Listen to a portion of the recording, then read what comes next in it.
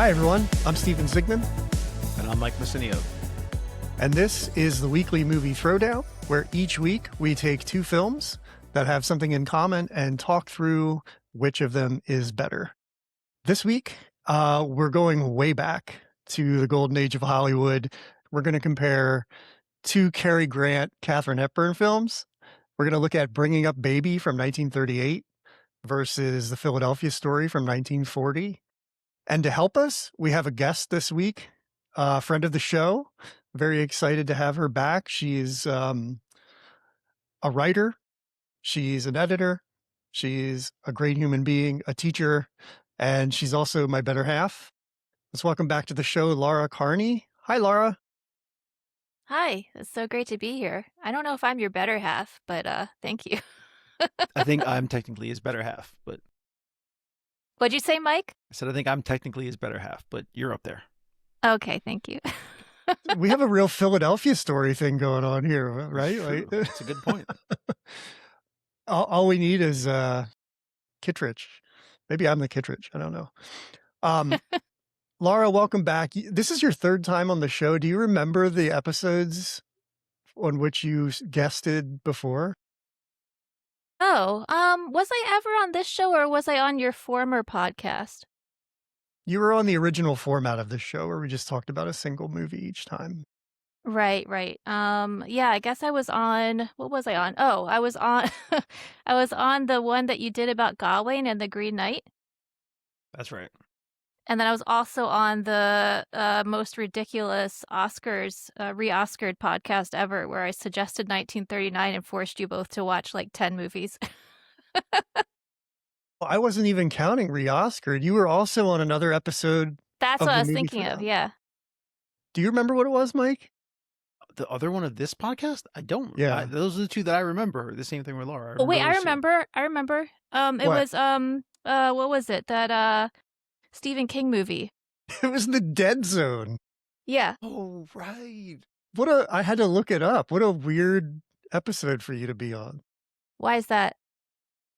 It just doesn't seem like your kind of film necessarily. Ah, I love The Dead Zone. All right. Well, then we'll keep you in mind for Horror Month in October. Well, only if it's like psychological horror. That's the kind I like. I don't like that graphic, bloody stuff that you watch. Fair enough. I agree. Laura and I will do a separate Halloween podcast because that's Maybe you guys can break out into your own room and Andy Remendino and I will do Terrifier exactly. 4 or something. Yeah, we'll just watch The Conjuring. Yeah, it's Yeah, pretty Conjuring tame. wasn't bad. That was pretty good, actually. Pretty I didn't see the tame new one, though. film. All right, well, before we get into our films this week, let's talk about our wins of the week. This is where we just shout something out that we saw or read or listened to or ate, whatever, and really enjoyed this week. Laura, do you have a win of the week that you want to share with us? I do. Well, I asked about the rules for this beforehand, and I can't even explain the things I watch sometimes because I watch a lot of old stuff. I've gotten really into 30 Rock again recently, so I guess that's my win of the week because it really holds up, which surprised me. I didn't think it would. I thought there'd be a lot of stuff like, when you watch a sitcom from like the early 2000s, sometimes you cringe a little because you're like, oh, yeah, we couldn't say that anymore. But it actually, it's good. And I feel like I get the jokes better now. I remember watching it the first time when I was younger and thinking, oh man, this is fast. They're talking too fast. But now I'm like, oh wait, that's normal. So I almost now kind of wonder, did 30 Rock sort of change the way we make sitcoms? Because now it seems totally normal speed to me. What's a great I mean, it's great to bring it up now. I mean, one, I'm actually rewatching it with my son who's never seen it, so it's been fun to kind of watch it with him. But I mean, it plays very well into Bringing Up Baby, which is Yeah, I was gonna say. I mean, the way that movie's made is very similar to how 30 Rock runs, where the jokes just pile up on top of each other. Well, the pace, yeah, like the rat-a-tat-tat of the dialogue. That's true. I didn't even think about that. Yeah, but yeah, you're right. I mean, 30 Rock holds up well because that style. If you miss a joke the first time, you'll catch it the next time. I think it's almost impossible to take it all in at once. Yeah, it's just really smart. I just love Tina Fey. I mean, now that you're saying that, I definitely can see some correlation between Tina Fey and Katharine Hepburn, which is interesting because I never thought about that before. But I watched the 4 seasons recently, which like the second season's going to come out, I think, on May 28th. So I've sort of been in like a Tina Fey mode. It's always a good place to be. Yeah. How about you, Mike? Any wins of the week? Yeah, I took my youngest son to go see The Sheep Detectives a couple of days ago. Oh, jealous. Because The Sheep Detectives to me is kind of like, it's everything I like about movies, well, minus the fake CGI sheep. But putting that aside, because ignoring the fact that the sheep are fake, it's basically like the two best things about PBS combined. Things about animals and British murder mysteries, which are so Yeah. it just felt like PBS heaven. And I really thought it was funny. It was very amusing and played on the idea of mystery show tropes, which was really fun.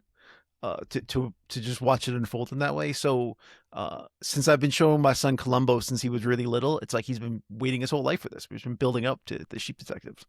So it was a good time. I'm really excited to see it. People are responding incredibly well to it. I think it's just I've only seen the trailer, but it seems like it's really what we need right now. Like it's just fun and light and Strangely goofy. enough, it kind of is. Yeah, it's just it's yeah, something you can watch with your family, and it's just really enjoyable.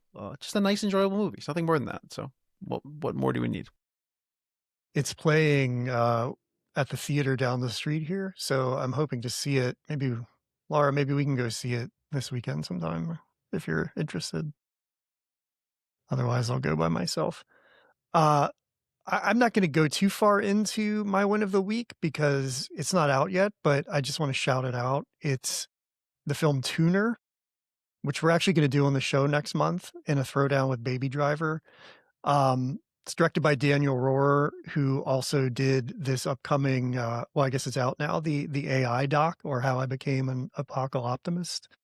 So he's kind of having a moment, but Tuner is very similar to Baby Driver, and that's why we're going to compare the two. It's a guy who has a hearing disability. Um, he's allergic to loud noises, but he has this incredible skill, and he sort of falls in with the wrong people to take care of a debt for somebody else, and it escalates. There's a female lead in it, just like there is in Baby Driver. So if you like Baby Driver, I think you're really going to like Tuner.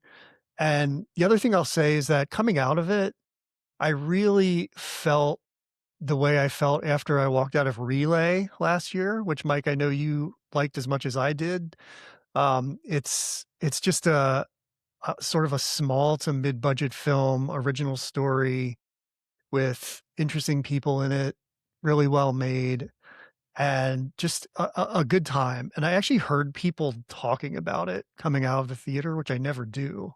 So it was really cool to hear that response to it. I think it's going to do pretty well. So I highly recommend it. I think it comes out next week. And then listen to us chop it up on the show in the upcoming weeks. Okay, let's move on to our throwdown for the week. Very, very excited about this one. I think we all just really enjoy both of these films and everybody in them.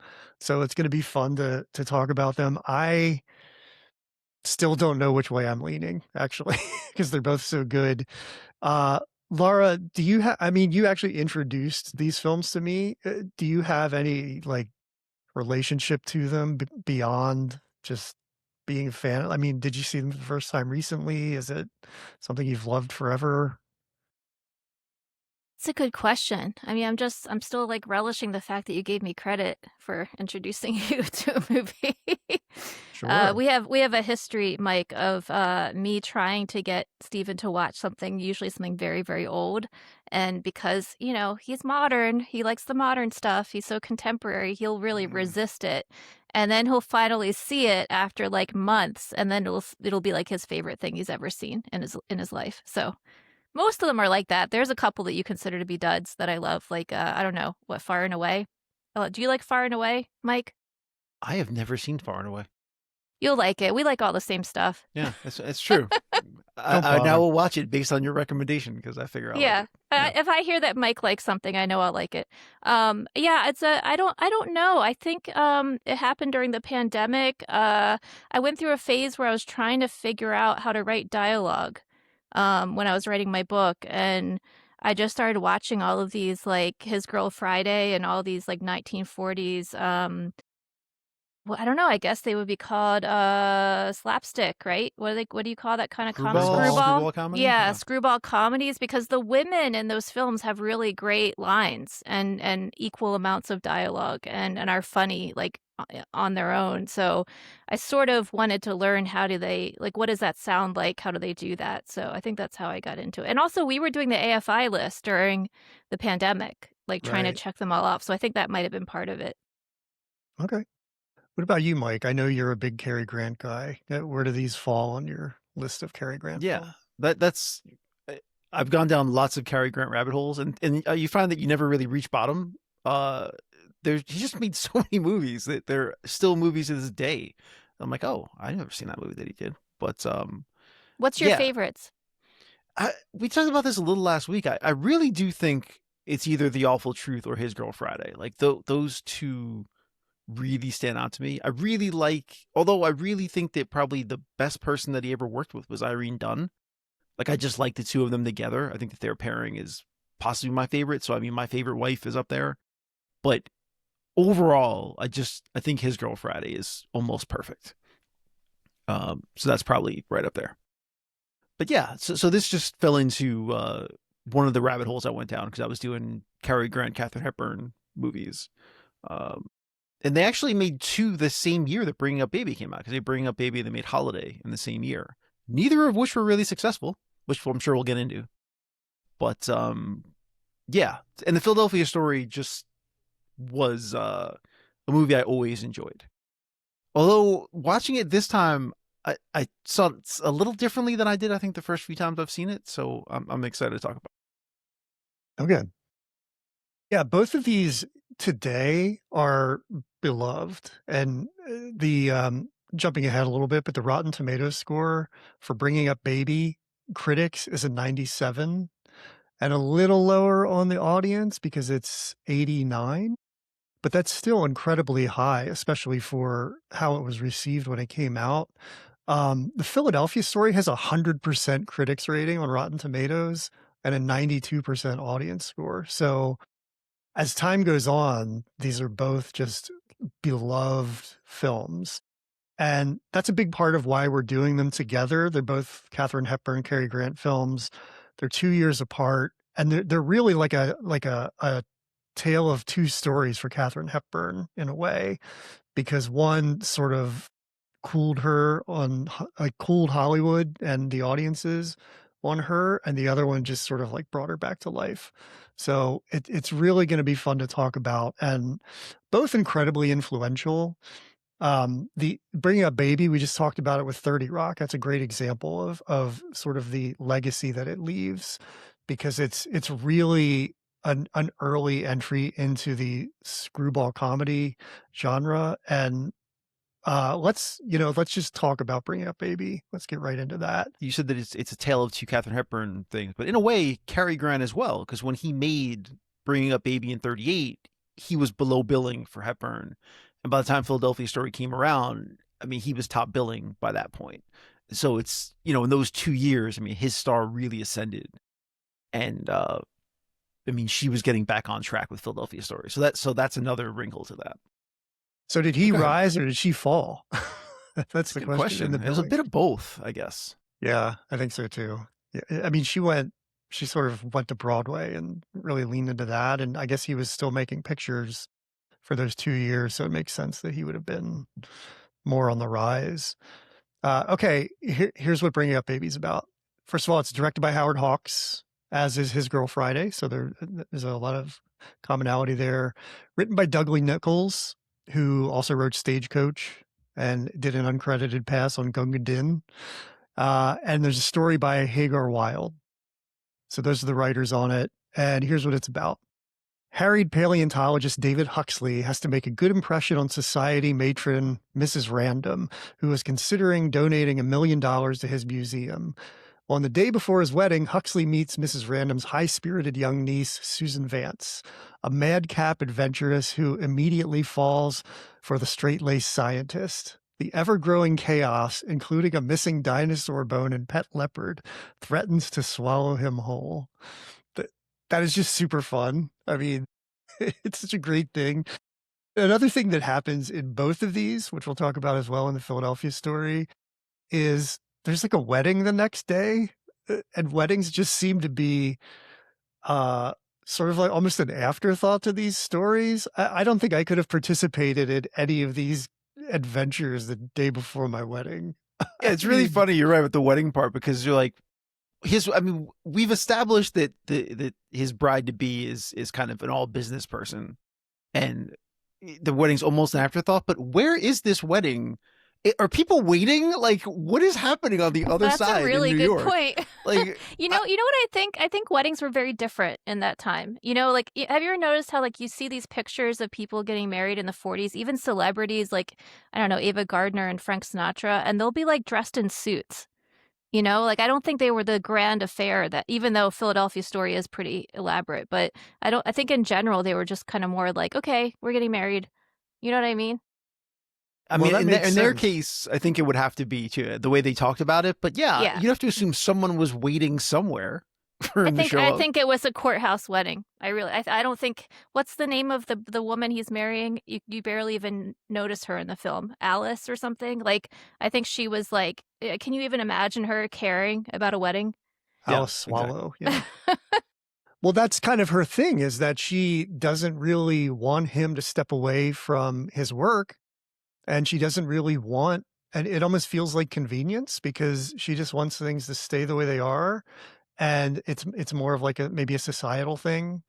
And she just is like, we're not going to have kids. You're not going to stop working. We're not taking a honeymoon. So she's very businesslike about it. And yeah, maybe that's part of it. But this is a period where maybe these weddings weren't such grand affairs because everybody was getting married after like one date. Because that's what seems to happen in like every film from this time, is people fall in love in like 4 hours and then they're married. So well, I mean, there were rules. It was propriety. There were certain things you couldn't do unless you were married. Because of the codes, there were certain things that had to be done as well. That's why the Philadelphia Story is interesting too, because divorce is frowned upon. The idea of getting back together with your ex was a big movie thing in the 40s, because you weren't really allowed to be divorced. So I think that's another sign of the times. Well, also the fact that you weren't supposed to not be a virgin when you got married. Right. Well, it's kind of jumping ahead, but that's a thing in the Philadelphia Story, is that they have to lean into her drinking instead of being promiscuous, because that's sort of like off the table. So the crux of it is that she's like drinking and her husband to be doesn't want her to drink. It's not that, I mean, they do sort of touch on the idea of an affair with Jimmy Stewart the night before, but we're getting out of ourselves. Let's talk about Bringing Up Baby. I love this film so much. It has everything that I want in a film from this time. It has a leopard. It has Cary Grant and Katharine Hepburn. They have such a great dynamic, but what's interesting is that it flips the sort of gender dynamic on its head, where she's really in control the whole time and just kind of leading him along against his will, basically. And that just makes for such a fun story, especially at the pace that it is, because this really doesn't let up. I mean, it just goes and goes and goes, which is a little exhausting, but also really just fun to sort of like feel like a train zooming by and you just grab a handrail and like fly along with it. What do you think, Mike? That's what I was going to say. I mean, the key things about this is that you're right. The word exhausting is fair, but I heard something. I was listening to Peter Bogdanovich talk about this, who, by the way, freely admits that he basically stole the idea of Bringing Up Baby to make What's Up, Doc, which is a very similar movie, and he freely admits that, which is fine. But yeah, he mentioned that he saw it on the big screen the first 2 times he saw it, and he said that it's a much better big screen movie. He said on TV in the shrunken space, it can start to feel exhausting because it's such a fast paced moving. It doesn't let up at all. And you're right. And for that reason, on the smaller screen, it can actually feel a little exhausting, which I agree. About an hour into it, you start to feel the weight of it because it's just so much happening at a rapid pace. And then it kind of picks up again towards the end. So I totally agree with that. But yeah, so the first time I watched it, I did feel like, wow, this is really just coming to me from all angles. But the other thing that when you watch it, you really see the Harold Lloyd influence in it. And that's deliberate as well. So much so that I didn't know this, but when I was looking it up, Harold Lloyd was the person that Hawks wanted for the role. And then the studio dismissed that, and they were searching around for someone else, and Howard Hughes ends up suggesting Cary Grant, which is a strange connection as well. He was friends with all these people, including Katharine Hepburn. I don't know. But yeah, so you could definitely see Harold Lloyd's influence. Even the glasses that they make Cary Grant wear is an homage to Harold Lloyd and some of his mannerisms. And when you go back and watch his movies, you can definitely see like that breakneck pace of things happening. So that was fun to get as well. But yeah, it's I wanted to mention real quick though. We mentioned that it's a Cary Grant, Katharine Hepburn movie. But to me, the third biggest star in the movie is Skippy the dog. It has to be mentioned. And Skippy the dog was a huge star around this time. I mean, he starred in the 3 Thin Man movies, one of the best dog performances of all time. And he'd already starred with Cary Grant in The Awful Truth. So, I mean, this dog is way up there. Like almost better than Lassie in terms of dog actors. Way up there. That was his name, right? In the Thin Man, Asta? Yeah. Astor? Yeah. Maybe it's Astor. I think they just pronounced it Asta. I think it's Asta. It's Asta. Yeah, this is a big Asta household. Yeah, and clearly Skippy likes working with breakneck dialogue because, I mean, he holds his own in that. In this, I mean, this is a high-quality acting dog. And he gets to wrestle a leopard in this one. That's true, too, which was real. He usually saves the day, though, in the Thin Man movies, and not so much this time. That's true. He does get to sing in this movie, though, which is exciting. There's there's a thread of bravery, right? Like here he wrestles baby and he saves the day in the Thin Man movie. This is a brave dog. I'm really happy we're talking about him. Way better than that dog in Frasier, if we're comparing wire terriers. I mean, this one's got it. It's all over. Maybe we should do like a dog draft on the show. I was just going to say, you guys needed a whole episode, best dog movie. I may do that. I may want to do that. It's difficult for me because I know how these animals were treated. And I know there were, like Humane Society people on set even way back then, but not as rigid with that as they are now. And I mean, the 70s, forget about it. There's people are blowing up frogs and all kinds of stuff. So animals, tricky. Can I ask a question real quick, Steven? I really appreciate that you read the description of the plot of the movie, because I still have 2 questions about this movie, and I've seen it so many times, and I realized when we were watching it, I still don't know the answer. One, you said in your plot line just now, she immediately falls for him. I cannot figure out at what point in the story has she fallen in love with him. And at what point is she just kind of a mess, like just being herself? And then the other one is, I don't understand why she thinks her brother sent her the leopard. Like, she explains at one point to him, we need to bring this leopard to Connecticut. And she says it so freaking fast that for me, it was like, anytime you watch a reality show and they tell you like what the project is, like Project Runway, for example, my brain automatically shuts off every time Tim Gunn tells everybody. It was the same kind of thing. It's like the most important part, but I don't even know. Do you know, Mike, why did they have to bring the leopard up there?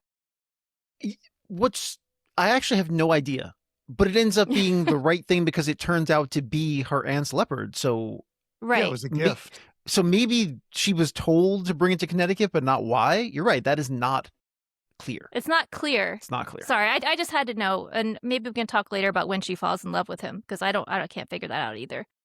Well, the other thing worth mentioning in this when we're talking about Hepburn is that, yeah, I think it's really ironic that this part, in a way, was written for her and based on her in some ways. And Mhm. so maybe this is the closest that she actually is like in some ways, but yet I hope audiences so. really rejected it. And it turns out that she never really went back to doing a role like this again. I mean, Oh, good point. she really kind of moved more into the Katharine Hepburn that we know, a little more stoic, a little more, what's the word, like acerbic, a little bit, in the way that she delivers things. Never in this kind of madcap screwball type of way again. Well, she didn't have that background necessarily, and it was actually a problem during production because she went full comedian, and it wasn't about just delivering funny lines as you are for her. Like, she really tried to lean into the like comedic actor aspect of it, and it didn't play well.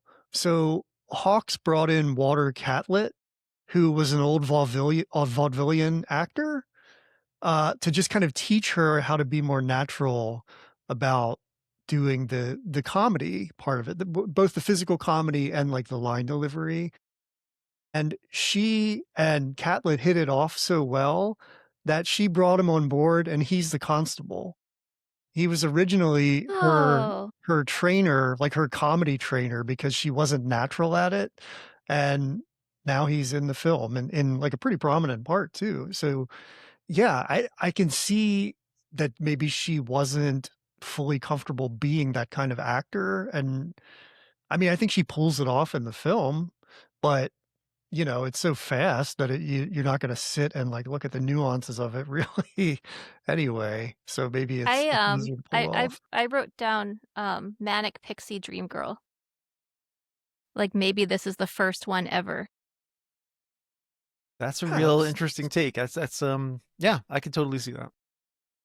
Yeah, I mean, but it's more is it is it more her POV or is it Cary Grant's POV? Because I mean, she kind of is the dominant character. I mean, she's bringing him around, which is usually the role that the female character would have. So I wonder if she's the manic pixie dream girl or if he's like the stuffed shirt, like nightmare man or something that she has to turn I around. wish you hadn't said Nightmare Man because Mike, I'll be honest, when Steven and I were watching this, I was like, this is the closest to our relationship I've ever seen on screen. But now I feel like that means that Steven thinks he's a Nightmare Man. Well, I'm I do kind of a not want to nightmare. mediate this discussion, but but No, but but I think you're both right though, because you can have both. I mean, it's not that he's a nightmare, it's just that he's very closed off, and that's very much what the manic pixie dream girl's role is, to show someone a new side of themselves and help them grow, from point A to point B. That's essentially what they're there for. And she very much does that for him, where he realizes that he's been living his whole life wrong. So I mean, that actually tracks in both ways. and it's kind of the reverse of It Happened One Night, if you think about it. Yeah, that's Where true. Not Cary Grant, Clark Clark Gable. Clark Gable, who I think I read somewhere that character inspired Bugs Bunny in some ways because he has the carrots, you Yep, know? that is And actually true. And Clark Gable was actually supposed to be the star in the Philadelphia story, but yes, he ends up not being able to do it, which was good because he wouldn't have worked with Cukor anyway. But we won't get into that. Yeah, and Cary Grant had his pick of the roles, and he went with the Dexter role instead of Connor, which C.K. Dexter Haven, one of the best movie yeah, names of. C.K. Dexter Haven. great names in both of these films. Yeah, you know, I just think that these characters are so great because like the pace of it, they're just unraveling. I mean, he's unraveling. This whole time, Huxley. It's really great to watch him go from point A to point B, like he's like wrapped up in a tornado. And I know that Cary Grant does comedy, but this is such an interesting role for him because it feels like a departure. He doesn't have any of the Cary Grantness Oh that yeah, we at the know. time, it very much was. I mean, he hadn't done anything like this before. Oh, it very much was new to him, and it's surprising how good he is at it. And this is really what sparked a long relationship with Howard Hawks as well. I think this was the first movie they'd done together, and they just sparked it. That's the thing about this too. The Grant and Hawks have a long history, and then we'll talk about Katharine Hepburn and Cukor's history when we get to the Philadelphia story. But yeah, they both kind of like that manic pace, and it's surprising how good he was at it right out of the gate. Even the pratfalls, which he really did, and being able to handle the dialogue, I think he's just excellent in it. You know what, though, Mike? I think unlike Katharine Hepburn, I think he must have had some training in that because he was like either a circus or vaudeville performer. He was an acrobat, so that's definitely yeah. So the falls. So the physical comedy was there. Yeah, good point. Yeah, he plays it so well. I mean, it's just it's like he just can't keep up. And some of his line readings, I mean, just his exhausted, frantic nature of saying things it just gets better as the movie goes on. Yeah. He's so good at that. That's the thing. It ramps up, and he just like I keep saying unraveling, but that's what it feels like. Is he almost gives in at some point because he just cannot control anything, and that's just such a beautiful thing to watch this guy from a New York museum end up in like the Westlake jail with with a leopard. This is a film that's built on just so many miscommunications and so many really like implausible circumstances, and it doesn't matter. I mean, it still feels grounded in a way. Like even though it seems completely unrealistic, it still has some sort of realism to it in my mind because it's sticking to this story that it's telling. And everything just builds and builds and builds. There's so many layers of these mishaps and so many things coming back, like callbacks to things and threads throughout. Even the fact that the psychiatrist somehow just keeps coming up again, like it ends up being his house and that's his car. Like what, the odds of this are like zero, but somehow it just still works. So he just why is that guy everywhere? Why is he involved in everything, every scene? Right. Yeah, but he's so important. I mean, he's well, Mike, one thing I noticed that I was telling Laura, and I don't know if she agrees with me or not, but so they're all in the house, having dinner, Mr. Major Applegate or Applebaum or whatever his name is, and the aunt and everybody. But outside you have the groundskeeper, and then you have the the circus guys taking the leopard. Everything outside of the house is like horror movie tropes where there's like a predator in the woods and they're oblivious. And I think horror has these two elements where there are people who know and there are people who don't. And those are the people you want to like scream at on screen. And the groundskeeper is a perfect example of that. He's completely going about his business with a panther in the woods. I mean, if you put horror music over that, that's a total horror movie. And You're right. Even back this filmed at night. Yeah. I mean, it's pretty funny. You're right. I mean, I could totally recut this as like Baby the Butcher or something, Like that really jumped out at me because you have those characters like that. And speaking about implausible, I mean, you're right. Like, why would a circus all of a sudden decide to get rid of a leopard at night? It just happens to be a second leopard being transported in a truck at the exact same time. What are the odds of that? That's the absurdity of it. And in your mind, you're like, this makes zero sense, but it still is just so wonderful to watch. And it keeps building and building. And everybody just has such great comic timing that it all is like so cohesive in its insanity. And that just makes it so much fun.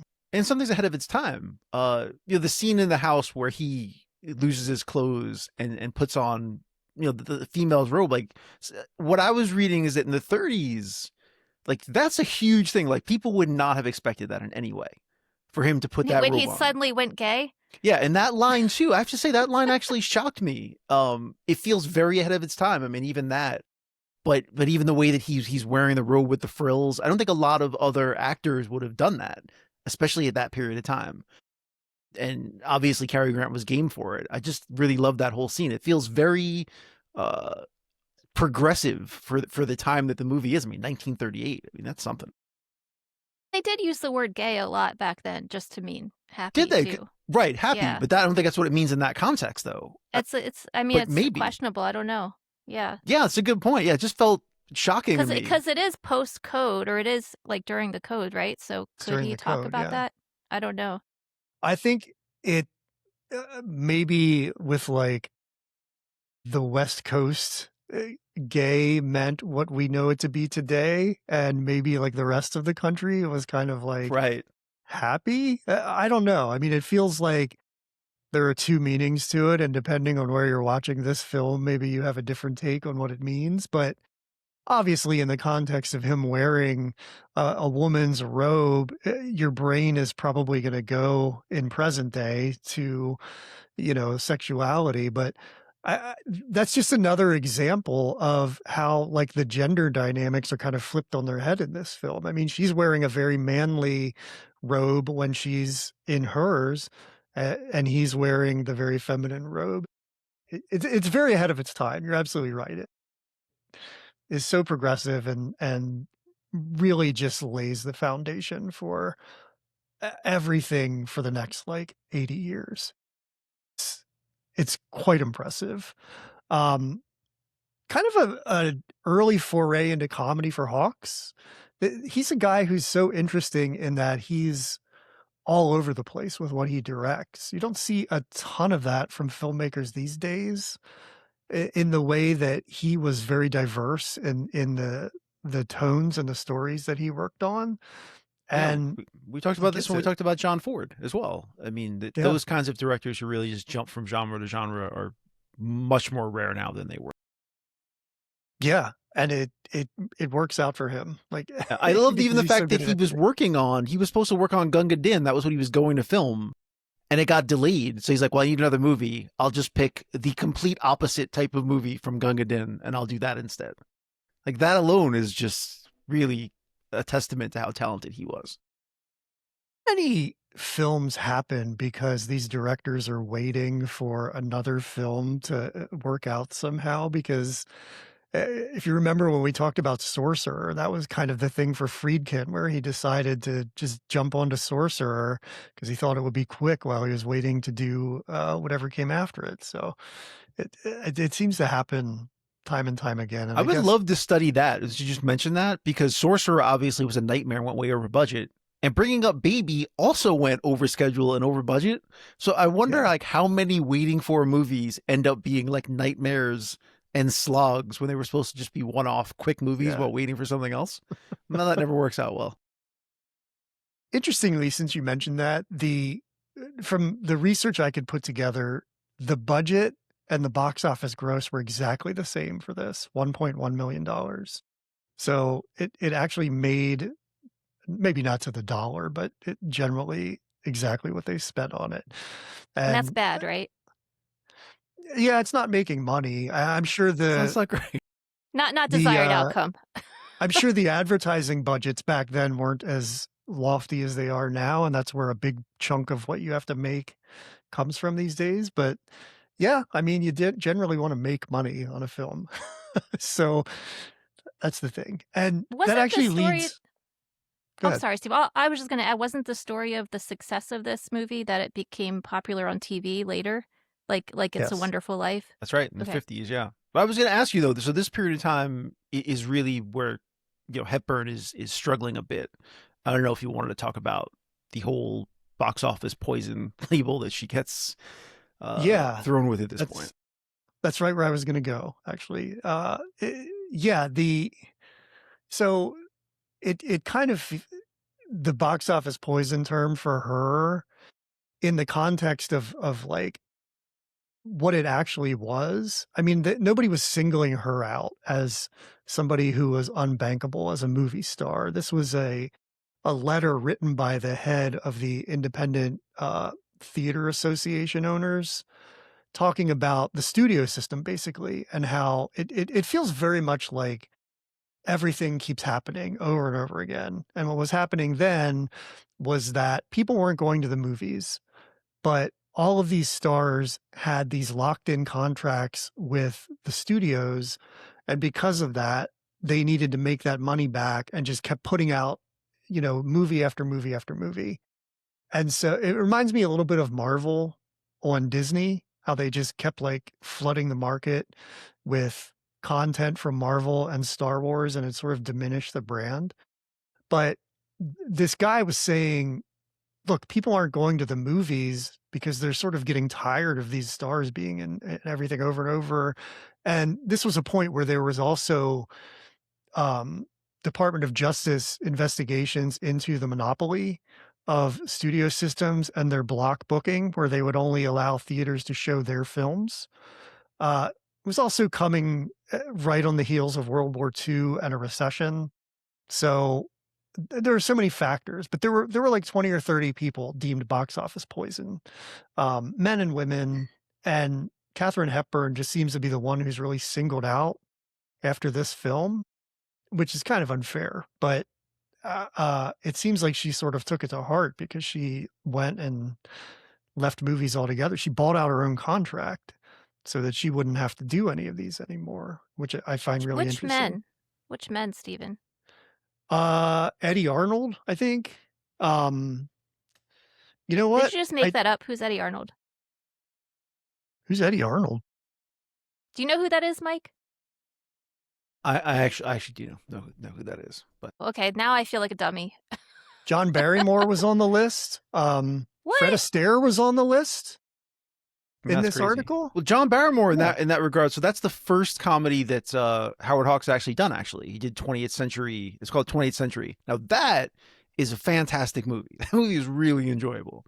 And when I watched that movie, I know we're getting off the topic here, but when I watched that movie, I got such strong Gene Wilder vibes from John Barrymore. Like it almost made me realize that he must have watched John Barrymore, because the way that Barrymore is in that movie reminded me so much of like the way Gene Wilder was in Young Frankenstein, that it was really shocking to me to see that. Barrymore is a genius. He did, what was it, Jekyll and Hyde, but then like later he also did Grand Hotel. I mean, he could do anything. Yeah. Shout out to the John Barrymore Film Center in Fort Lee, New Jersey, which has an amazing collection of movie posters from throughout history. But just on that tangent, so there's one guy who owns that center. They show films. It's an amazing place. If you're ever in Fort Lee, the birthplace of American film, go there. They have this incredible poster collection where the guy who owns the place just collects movie posters. They have one for It Happened One Night, and I looked it up online. It's like $30,000 a poster for It Happened One Night. It is absolutely unbelievable. That is the wildest tangent for me to get to talk about something that I'm completely fascinated by. I'm sorry. It's because you brought your manic pixie dream girl on today. Yeah, be just prepared get on board. for I'm going. Do you see? I see what Wikipedia said about the movie. Did you see that? It said at the end he just resigns himself to a life of unfettered chaos. Sure. I mean, that's a great point, because he spent 4 years meticulously basically putting a puzzle together and having the patience to do that. And when the final piece comes along, it comes along with a chaos agent, and it completely just upends everything. And I just think that's so smart and just like really, really fun. And just to talk about the dialogue a little bit, I mean, we kind of got into like the fast pace of it, but there's a lot of talking over one another. There's a lot of miscommunication, and sort of innovative for the time. There were actually things both on the page and visually that were very innovative with this film. And when I think about the Bringing Up Baby script and the way Hepburn and Cary delivered it in the context of today, I mean, I think it has to be a huge influence on Robert Altman, who has so much dialogue overlapping with his characters. That sort of leads to PTA doing it with his characters. And the level of anxiety in this film, also in the context of today, I think about Uncut Gems and the Safdie films, and just how anxious you are when you watch that film. that is exactly what Bringing Up Baby has basically created. And I've never read anything about Josh or Benny Safdie loving Bringing Up Baby, but they almost have to, because the feelings you feel when you watch Uncut Gems are very similar to what you feel when you watch this, although more in like an ominous way than like a fun one. But just the influence of it is really undeniable, which is very, very cool. And just quickly to talk about the filming techniques, because they weren't necessarily going to put anybody in a room with a leopard all the time. So they did Cary Grant had wanted nothing to do with that leopard. I know. He was definitely afraid of this leopard. I think that's really funny. But Katharine Katharine Hepburn was great. Loved it. She really liked Yeah. that They cat. jump on a table at one point, like a woman afraid of a mouse. Yes. Yeah. But the way they did it is they back projected things so that you could see the leopard coming through, and then they did some film overlay. Just a lot of interesting tricks. There was the woman called Olga Celeste. She was the trainer, and Nisa was the name of the leopard. And she could basically control the leopard. She used perfume when she wanted the leopard to come around. Like the leopard was really into this scent. And so when it smelled that scent, he would know it's like time to go. And she would actually stand in for Hepburn sometimes, or other people in the cast who were a little put off by Nisa the leopard. So there are just a lot of little tricks going on that make it really interesting to learn about, because again, there's so much influence on this, but there are also some very technical sort of advancements that maybe we had seen a little bit before, but they really lean into them here, and it's a lot of fun. You said that, Stephen. I just want to say that explains a lot, because the leopard always looks like he's following something. Yeah, Like they every also time use he's going somewhere. puppets. Yeah, there was a Oh, puppet okay. leopard as well. Really? They used a puppet leopard? Yeah. I had no idea. That's pretty funny. Yeah, oddly, when he would walk through the woods, some of the time that was a puppet. I would love to see that puppet. I wonder what it looks. I mean, maybe it's not around anymore, but in a time when Rocky was a puppet in Project Hail Mary, I really love knowing that there was a puppet leopard on set in 1938 too. You just remind me, though, I think that's my favorite line in the movie about except for I've just suddenly gone gay. Do you remember the part at the end where one of the dummy circus trainers, just out of like there's all this commotion, there's so much fast dialogue, and then suddenly he goes, that leopard is bad. It's like so well delivered, and it's the relief that you've been waiting for, that someone actually points out, hey, that's the wrong leopard, that's the bad one. I love it. Who would think there's a second bad leopard in Connecticut in 1938? But yeah, we were getting back to the idea of just, him taking this movie on, Hawks, and probably thinking it was going to be simple. But I mean, you're working with, rapid fire dialogue, which is already difficult enough. And then you're working with a dog, although by all accounts, a great acting dog, but a dog and a leopard. I mean, the degree of difficulty to pull this off must have been really high. Especially when they were on set together, that dog and leopard, because that is not something you would want. Although they seemed to be getting along when they were playing. So maybe George the dog, whatever his name is, was, Skippy, just a consummate Skippy the professional. dog. George Is the dog, there- his real name. Is there a funniest moment in that movie for either of you? Because I have one. I don't think of a funniest moment exactly. There's just certain lines of dialogue that Cary Grant says and the way that he says them that just really make me laugh. But When he's exasperated, maybe. Yeah, listen, some of his exasperated line readings are just fantastic to me. What is your favorite funny scene, Laura? I mean, I've seen it so many times, and I don't think I even realized until this time. It's when he's sitting at the table, because it just occurred to me this time, wait, he doesn't know. Like, he doesn't know that she has made up this name, Mr. Bone, for him. Yeah. And he doesn't know that she has explained to her aunt that he's just had a nervous breakdown. And I think that's always a go-to funny device in any movie, that one person is known to be crazy by everybody else, except for like that person doesn't know that everyone else thinks they're crazy. And he's sitting there staring at George the dog for the entire dinner, while the other guy, Major Applegate, is talking about what a fantastic hunter he is and all this like big game that he hunts. And he's been told that Cary Grant's a hunter, and that's why he's called Mr. Bones. So he's just sitting there staring at this little dog the whole time. And then he keeps getting up and following George as George makes the rounds like through the house. And every time he does this, he's holding his spoon. Yeah. That's a nice Which little is touch. sort of almost like a crazy person's gun, you know? Like, I didn't even figure that out until watching this one, how completely hilarious that is, that he's only adding to the perception of him being crazy, but doesn't know. That's so great. Yeah, I actually didn't even see it that way. That's a good catch. Yeah, I guess when you see it for the 20th time, that's the stuff that you Yes. pick up on. Yeah, yeah. That's a great point because it illustrates something that I want to talk about, which is, and we'll wrap this up because we have to move on to the Philadelphia story. But we talk about the pace of this film and the dialogue. But what's interesting is there aren't a lot of cuts in it. The scenes are very long shots. They're basically like 2 shots, which means that all of the comedy and all of the things that you love about this are almost wholly dependent on Cary Grant and Katharine Hepburn in those moments, because you're not cutting to get that pace. You know, they have to deliver it in their lines and their actions.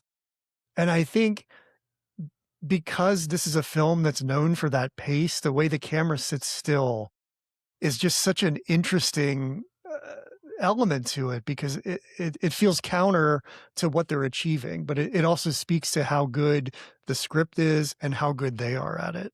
And I just think that's a really interesting Yeah. approach to I it. mean, you could see this movie if it was redone now, it would be filmed in a completely different way, and there would be so many more close-ups and so many cross-cutting shots and things like that, which I don't think help. I think that trusting your actors and just kind of giving them the scene to work through.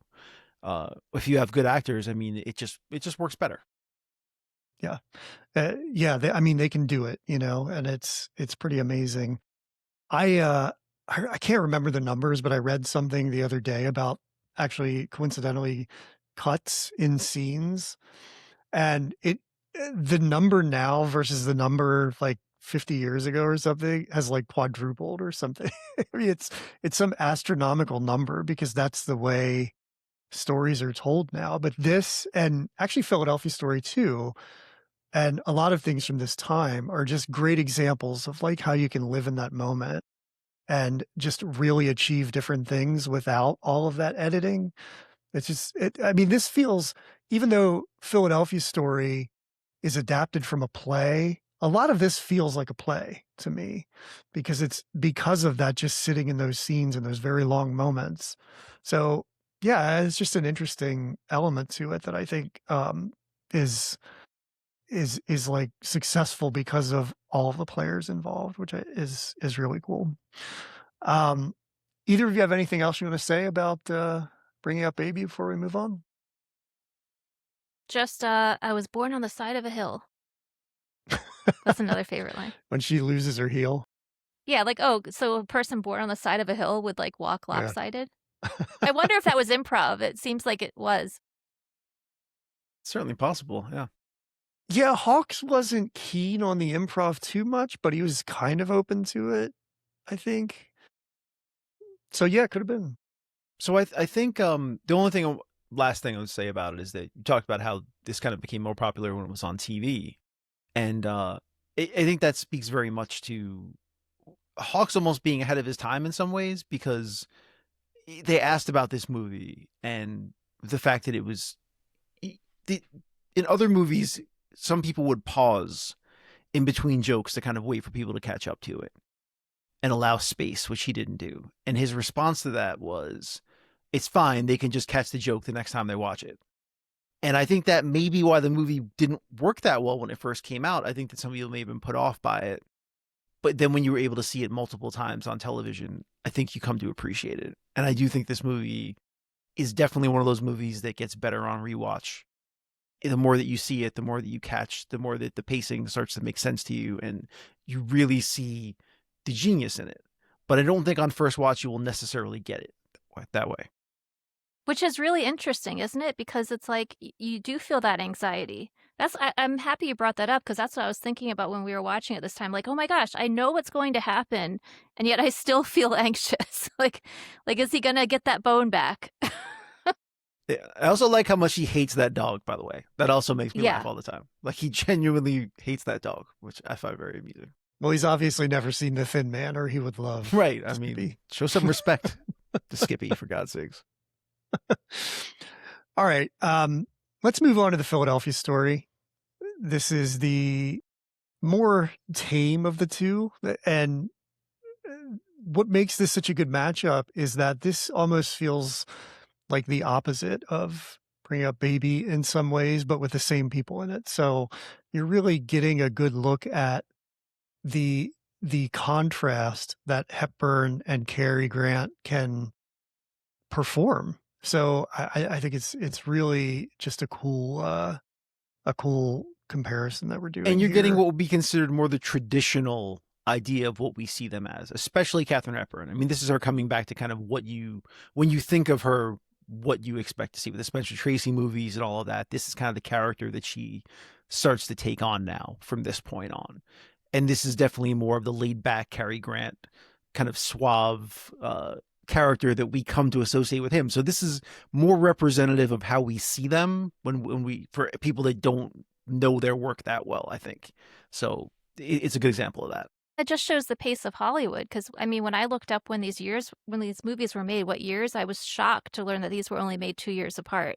Yeah. I thought, wow, Bring Up Baby had to be early 30s. It feels more like a pre-code movie because of the screwball pace of it. But no, it's very close to the 1940 Philadelphia story. How did they get seasoned so quickly? Well, just speaking to this being about Katharine Hepburn, like feeling the most natural to her, this is adapted from a play by Donald Ogden Stewart in a role that was written for her. And she performed it on Broadway hundreds of times. So it was very natural to her. In fact, I read that when it was like closing night and they did the curtain calls, she asked them to leave the curtain up so that she could just kind of take it in because she didn't actually want it to end. So she just really was in her element performing this role, so much so that she would go on to be in the film, of course. Cary Speaking Grant, about this through Hepburn, yeah, I think this is a great moment in her career. To look at where she is here, and I like the connection because she starts off. I mean, she's in Little Women, directed by George Cukor. He actually also directed the very first movie she was in, so she has a great relationship with him. Her career goes a little bit sideways. So she gets the rights to this play and, she demands to star in it, and she brings back Cukor in a way. I think that she decides to go back to her roots in a way with him. They end up making 10 movies together. It's kind of like the Scorsese and De Niro of the 1940s. I mean, they've worked together a lot. They have a great relationship. So it makes perfect sense that they also she would call go back Scorsese to him. The women's director of the 70s and 80s, right? Right, that's right too. But yeah, it makes perfect sense. She'd go back to Cukor to kind of help reset her career, and clearly it's very successful. This is before we get into it, I want to read the overview of it, just to introduce it. As you said, directed by George Cukor, written by Donald Ogden Stewart, who also wrote on An Affair to Remember, had an uncredited writing role in that. And he won an Oscar for writing this film. Laura, you'll be happy to hear this. He also wrote Life with Father, which we watched a few months ago, stars William Powell. And it's, if you haven't seen Life with Father, seek it out. It's really a lot of fun. Philip Barry wrote the play. He also wrote Holiday, bringing it back to that, the play Holiday that was adapted. And he also wrote High Society, the play. So this is very much his wheelhouse. And it was also co-written by Waldo Salt, who has an uncredited teleplay writing part on Swiss Family Robinson. But this is the best part. he wrote Serpico. Really? Yeah. It's the last thing he wrote in 1973. So the guy who co-wrote the Philadelphia Story wrote Serpico. I think that's just an amazing tidbit. Yeah, that is great. So this nominated for multiple Oscars. Jimmy Stewart wins for Best Actor. Katharine Hepburn's nominated. Cukor's nominated. The production is nominated. And Donald Ogden Stewart, as I said, won for screenplay. Real quick overview of it. The classic romantic comedy focuses on Tracy Lord, a Philadelphia socialite who is split from her husband, C.K. Dexter Haven, due both to his drinking and to her overly demanding nature. As Tracy prepares to wed the wealthy George Kittredge, she crosses paths with both Dexter and prying reporter Macaulay Connor. Unclear about her feelings for all three men, Tracy must decide whom she truly loves. It's a real love square here with these three men and Katharine Hepburn. It's really just a lot of fun. Almost a 180 from Bringing Up Baby in that it's sort of still. It's very evenly paced. I mean, there's comedy and there's drama, but it's pretty natural, and it really sits and has a lot of like character development. Whereas Bringing Up Baby doesn't really have time for that. And it doesn't. What I will say though, what I love if you watch them back to back and you watch them in order, it's kind of cool that the Philadelphia Story starts with what you could almost imagine taking place after Bringing Up Baby, where it ends with their relationship imploding. Yeah. And you can literally walk from one to the other. I just really like the way that book ends. If you watch them in the correct orders. Well, except her characters are total polar opposites. You're right, but at the beginning of the movie, since none of them speak at all, I mean, there's no dialogue really. That opening shot in the movie where it just kind of shows him leaving. I see what you're saying. Yeah. So it feels almost very much like if you watch them one after the other, you're like, oh, like it feels almost like a direct connection between the two until they start speaking. You realize you're in a totally different place. It's funny though. Like I wasn't surprised when I found out, like, oh, this was supposed to be Clark Gable, this character, because of that one pushes scene. A woman? Yeah, because of that's what he did. Have you seen Night Nurse? Yeah, that's what I mean. Like, I mean, that's shocking. Right. He like beats up Barbara Stanwyck or someone else. Maybe it wasn't her. It was someone. I think it was another character, but he beat a woman up. Maybe. The fact that Clark Gable is known for domestic violence, not great. It doesn't seem like a great thing to be known for. Gone with the Wind too. You know? I mean, this is very, very non-Cary Grant to be pushing. But you know what I love about that scene though, and I didn't realize it until this viewing. Right before he does that, right before he pushes her face, he tries to punch her. Right. He doesn't. Which to me says, oh, he's mad at her because she's like a man. Because you wouldn't punch a woman, you would punch a man. And so we know right off the bat, here's the reason he resents her, and perhaps the reason she became box office poison, because she's too assertive. Well, what we know is that Clark Gable would absolutely have punched her in the face. That's we know that. We know that for sure. If you, I know we've all been there. I don't know if you remember this, Mike, but the Academy Museum, there's that room of Oscars, and they're all just amazing and like pristine. But then Clark Gable's looks like it was put through a rock tumbler, like it fell down a flight of stairs or something. Right. It's all beat to hell. So, I mean, the guy just lived hard, and I guess he, treated women like he treated his Oscar. Yeah, that's right. Well, speaking of the Oscars, just to this is the only time to mention that. So you mentioned that Stewart won the Oscar for this, and he did not think that he deserved to win, which I have to say I agree with him. I actually agree with him in that part. He thinks that he got it more for Mr. Smith Goes to Washington the previous year, and that they end up giving it to him this year. And his Oscar ended up at his father's hardware store. He basically just gave it to his father, and it was sitting there for years. So I don't think it didn't matter to him that much. I think that he genuinely felt like it wasn't his best work. Similar to that, Katharine Hepburn, I think she attended the Oscars one time because she didn't really believe in it, even though she has 4 Oscars. That wasn't really her thing. Yeah. She's the actor who's won the most, yeah, I think. But she didn't really dig the Oscars or the competition aspect of it. So, interesting. Yeah, I mean, that good for makes her. sense. Very, I very agree. Sean Penn of her. Yeah. I think Sean Penn didn't go just because he's not allowed to smoke. I think that was the only reason he didn't go to the Oscars. Yeah. I honestly think that was I almost did a spit take just now. Yeah, I honestly feel like that's probably the only reason he didn't go. Which is like super fitting for this episode. Maybe he was so hurt by Nikki Glaser saying he aged like an old leather handbag at the Golden Globes that he was just had enough. I don't know. Well, before we start getting into talking about the dialogue and the characterization, I just want to put something out there for you guys. I figured out, I think there's one line in the whole movie that sums up the entire theme. Do you want to hear what it is? It's when she says to Macaulay, what's his last name? Not Culkin. Collins? Connor. Macaulay Connor.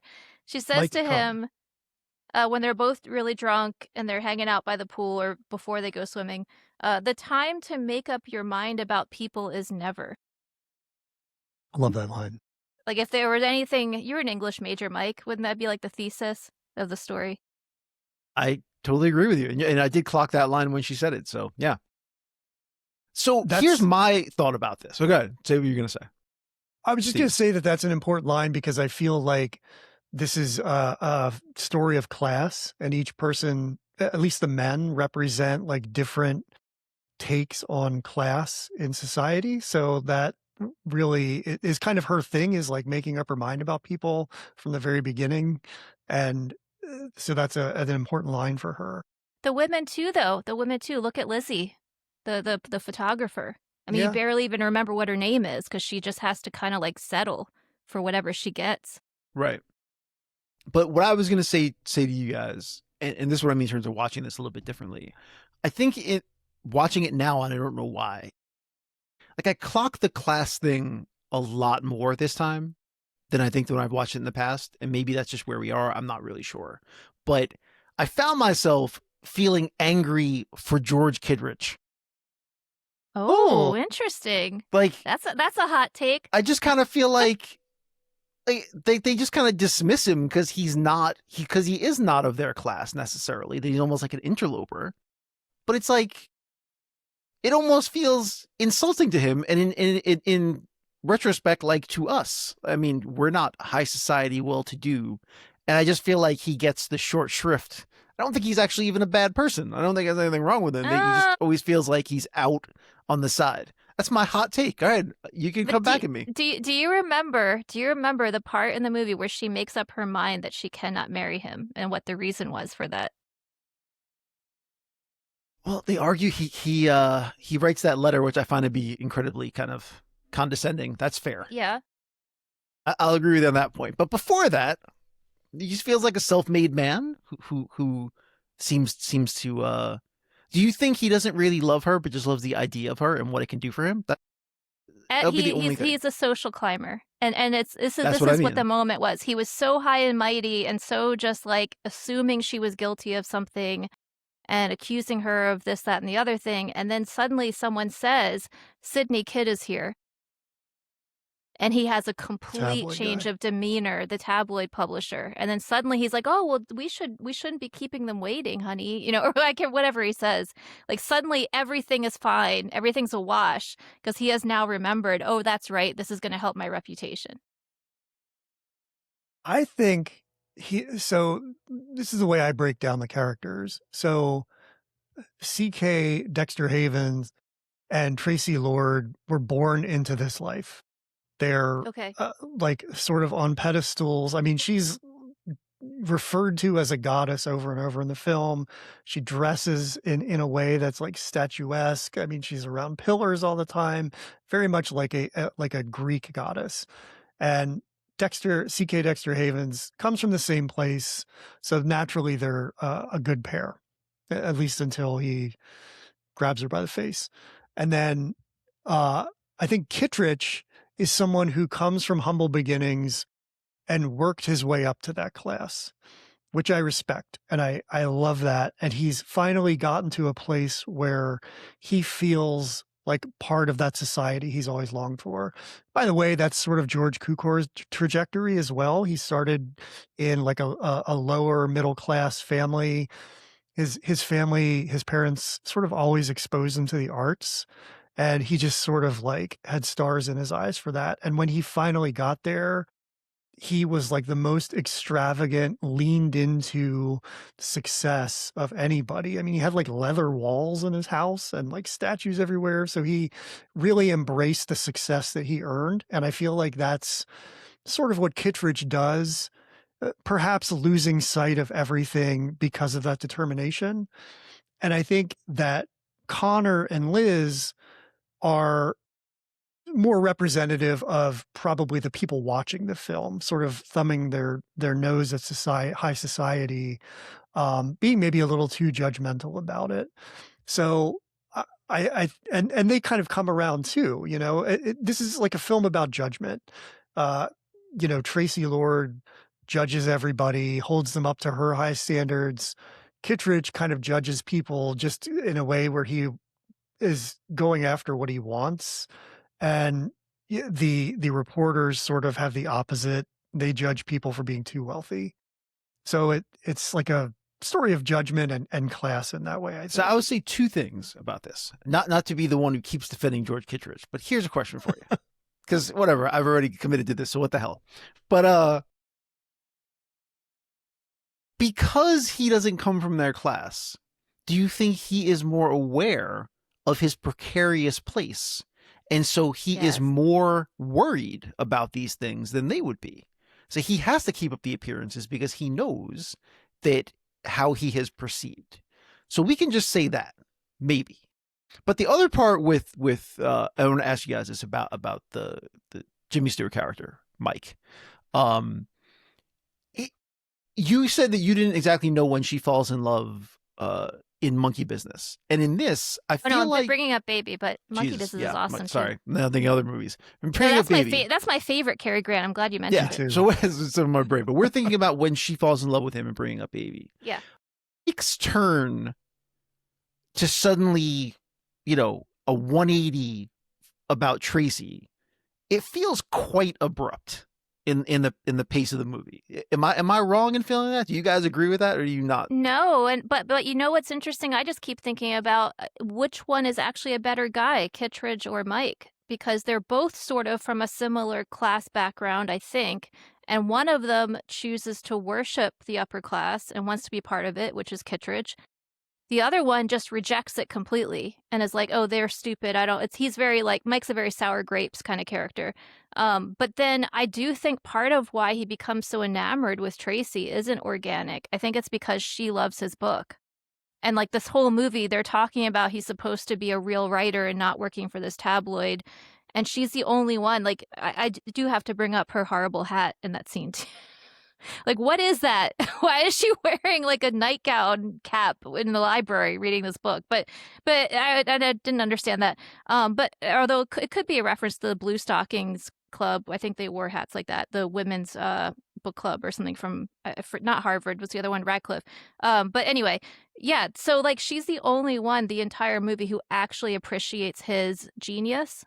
So I think that, or his perceived genius, his self-perceived. So I think that might be a big part of it. So doesn't that kind of make him, for lack of a better word, an a-hole? Because like at the very end, he's willing to just drop Liz and propose to her. Yeah, that's what I mean. His 180 feels like a lot to me, and it does feel like he just throws away all of his principles. And that's shitty. That's a shitty move. Yeah, especially to her. Yeah, who and you're right, for Liz, who just kind of sits in the back the whole time, just waiting for Liz. something for herself. Yeah. And Tracy's just like, oh, I wouldn't go with Mike because I know that she loves him. Like, oh, thank you very much. You know, yeah, it's just it's hard not to get my class ire. Maybe it's in this period of time. It's just hard for me to not feel a certain hostility about the whole thing. But you're like Billy Joel's angry young man. Is that what you're telling us? I'm not in my young anymore, so maybe I'm just an angry old man. Yeah, it's the problem. I'm not old enough to be an angry old man or young enough to be an angry young man. And there's no such thing as an angry middle-aged man. That's just a sad person. Well, that's just a middle-aged man. Yeah, right. I think all Gen X middle-aged men are cranky. Are angry. Middle-aged men. Good call. Yeah. Let's just. Can we talk about the feminism just a little bit? We haven't gone there yet, and you know I'm going to go there. especially after calling every midlife man angry. Um, I actually think there's a feminist take on this film, and it kind of confuses me because I love this movie, and I love that Katharine Hepburn's story about making this movie was so strong and so clearly feminist, that she was so independent and was so successful on her own doing this.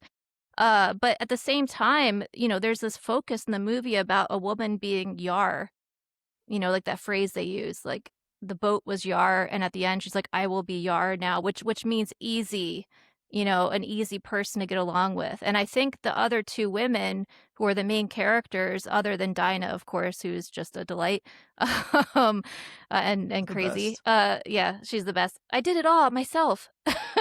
um, the other two women, Liz and her mother, are both Yar. They're both this example that women are supposed to be following in 1940 of, oh, I'm easy, therefore I'm a good partner.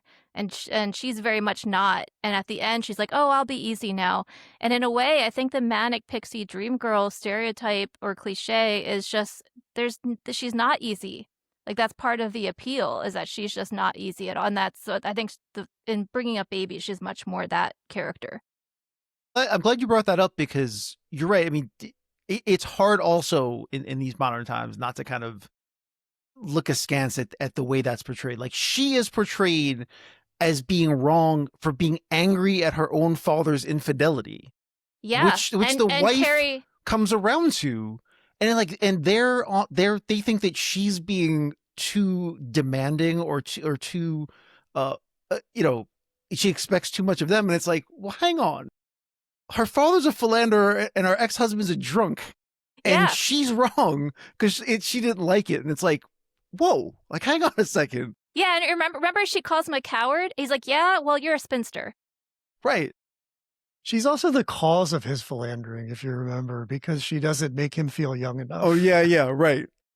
That's Yeah. weird on multiple levels, but we won't Yeah, even get into the that's psychology the of modern that. take, right? The modern take on this would be, oh, he's a narcissist, and so of course his daughter's to blame.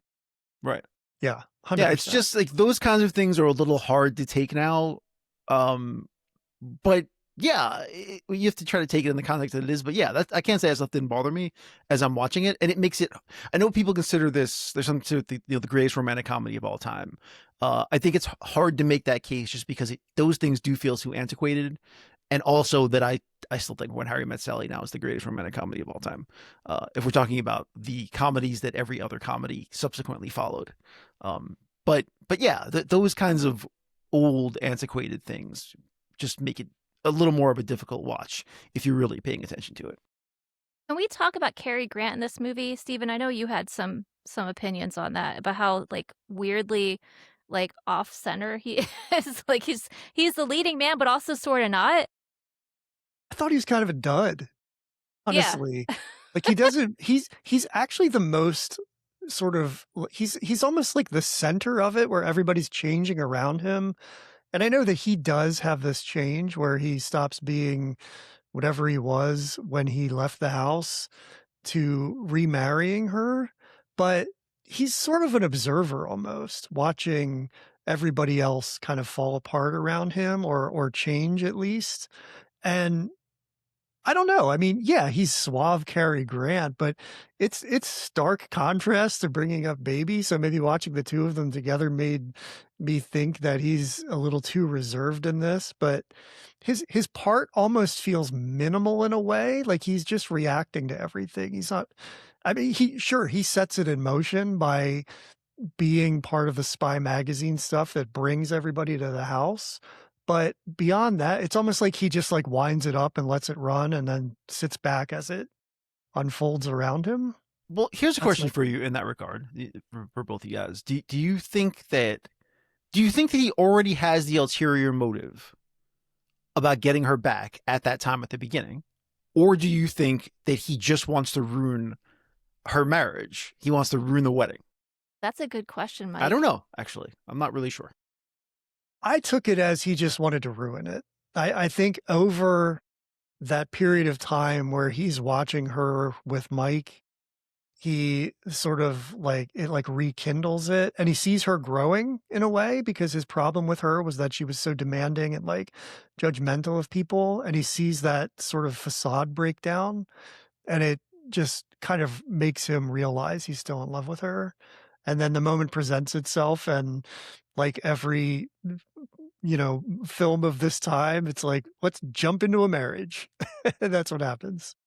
I don't know. What do you think, Yeah, Laura? I love the line at the morning of the wedding, the wonderful everyone's hungover scene, which I don't think I realized until this watch. Like that's the best hangover scene I think I've ever watched. 100%. Even more so than the movie The Hangover, which like that's literally all it's about. Which, by the way, has a tiger in a bathroom. Is Oh that yeah. a Yeah, callback good to point. Baby in the bathroom? No face tattoos in this one though. Just a face Yeah, grab. yeah. Okay, well, this could go on for the rest of the podcast, so I'm gonna stop it right here.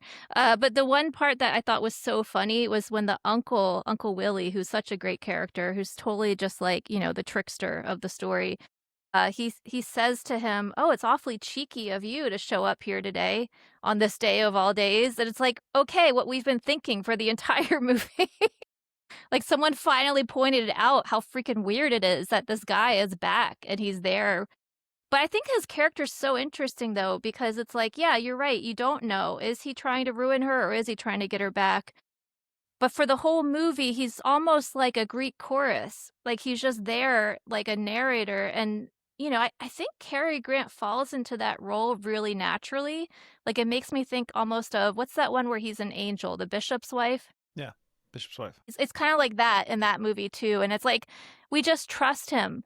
Like regardless, he just blends into this character of like we want to hear his take on this. So That's a great call that you have about the Greek chorus, because at the end when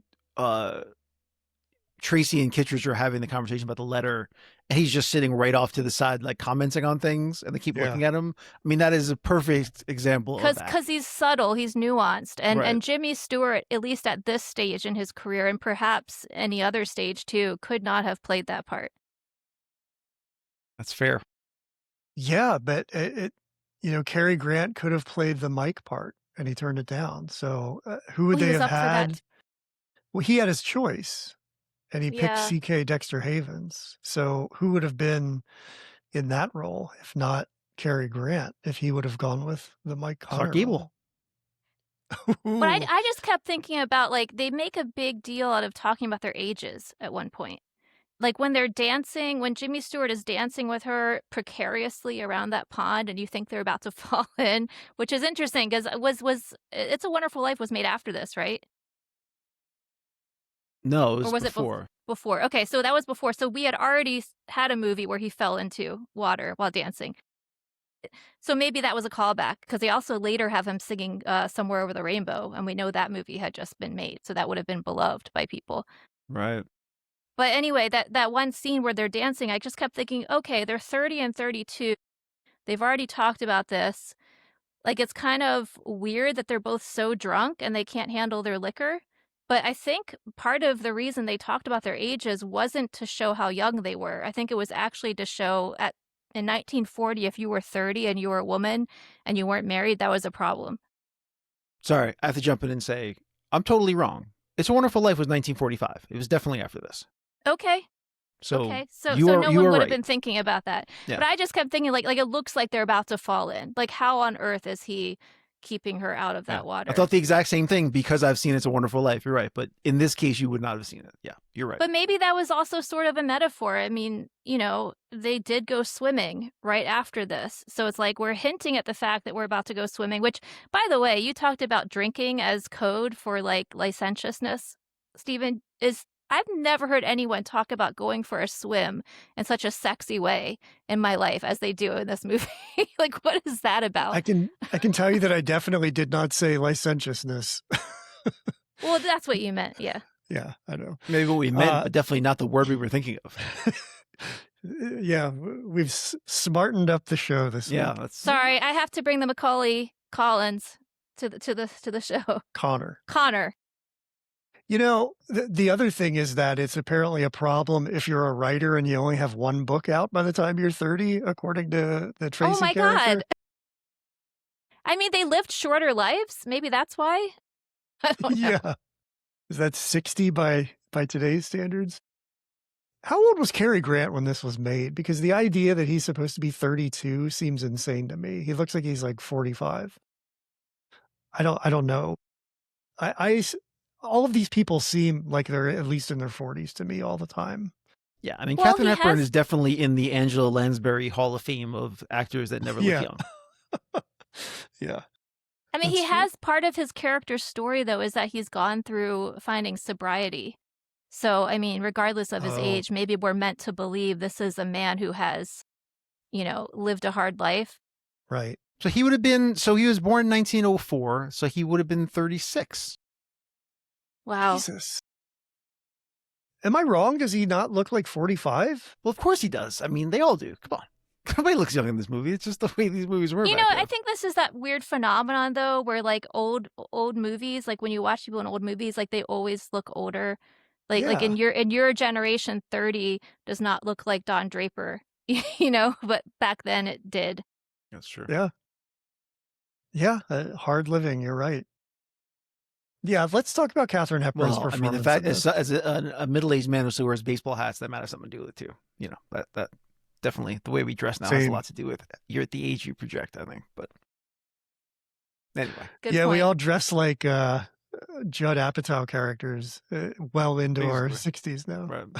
Just an incredible performance by Katharine Hepburn because she had a ton of practice at it by doing this show on Broadway for so long. And just like we talked about before, watching this right after Bringing Up Baby, the contrast is incredible and you really get to see her range. She is so measured in this, even though she's still a little freewheeling. I think this is just such a starkly different performance from Bringing Up Baby, but both of them are just really, really good. And I love just seeing that variance for her. What did you guys think of her in this? Yeah, as I said at the top, it kind of just feels like at this point, this is the moment that she really kind of comes into her own and becomes the Katharine Hepburn that we think of when we think of her. And she went on to do a ton of great movies from this point on. Not that the ones before weren't good. It's just that her stand, like I think she's just kind of feeling more comfortable in her work, and what she projects is just slightly different. And yeah, it's just this is kind of the beginning of how I think of her. So to me, it's a really important role for her. I think it's also worth pointing out that even though, apparently 5 years went a lot faster in the 40s, but she's playing a woman at two different stages of life in these two movies. Even though her age is not that different, like they were only made 2 years apart. But in the first movie, she's kind of like what's that word that they use in Sound of Music? A flibbertigibbet. Like she's sort of like restless and a very youngish woman and is just trying to find love any way she can. And you can tell by that character, it's probably difficult for her to find anyone who could stand to be with her for longer than like 30 minutes. Whereas this woman, this character is someone who had love and lost it. And is sort of, you can tell there's a lot of inner work going on, and it just makes her feel like more of a real person because she's figuring out, well, why did that happen? And am I happy with my choices? And what do I need to change about myself? And just the fact that you have that one scene where she's like crying, you see her reflecting on this exchange she just had with the father where he called her a prig and a spinster, and she's genuinely hurt by it. And I think it was really masterful that Katharine Hepburn managed to make us really feel sorry for her, expressing those emotions. And then it went right to the comedy. Immediately she's drinking 4 glasses of champagne and nothing good is going to come from the rest of the evening. So that's range. And I don't think she shows that same range in Bringing Up Baby. But you can't. I mean, that pace of Bringing Up Baby and the comedy of it, that's the thing, is this film has emotional stakes and growth, whereas Bringing Up Baby doesn't. I think you're also seeing here just an independent woman who, after being labeled box office poison, she bought out her contract with RKO for $75,000. So she was no longer beholden to a studio. and subject to all of the things that that article was talking about. She was a free person, just like Cary Grant was. He never had that lengthy studio contract the way a lot of the players did around that time. And then, when she started doing Philadelphia Story, she kind of controls it because Howard Hughes bought the rights for her to the play, and that allowed her to take, like a producer role and basically sell it on her own terms. So you really have someone who I think that's reflected on screen in this independence, but in real life, I mean, she was really setting the stage for herself to be an independent woman who didn't play by the rules anymore, and, it kinda shows on screen, and that's why this is such a good role for her, I think. Wonder if it might be one of the first examples of an actor who says, "Oh, really? You're not gonna cast me anymore? Well, then I'll just find the stories I wanna make and make them myself." I don't know if United Artists did that with, a lot of the, people like Charlie Chaplin and Yeah. was it Hedy Lamarr who was part of that? I can't remember, Gloria Swanson maybe. They wanted to make their own stories, so I think they kinda had a hand in that, but this is definitely like an individual buying those rights probably wasn't commonplace at the time. So yeah, And it's all very wasn't much all the casting done by her too? that Well, I she don't was know. involved in it, but as you said, like she had her own choices initially. That she was the one that wanted Clark Gable and ended up not working out. I forget there was another actor as well that was supposed to be involved that ended up not being involved. So I do think she was Skippy. involved. Was it Skippy? Okay, yeah, Skippy. They should have had Skippy for this. Well, anyone who ever cast Dinah is a genius, as far as I'm concerned, Yeah, what a 'cause precocious she little kid. makes the whole movie. Yeah, I love her. Uh, let's talk about Jimmy Stewart. Won an Oscar for this. Um, great performance.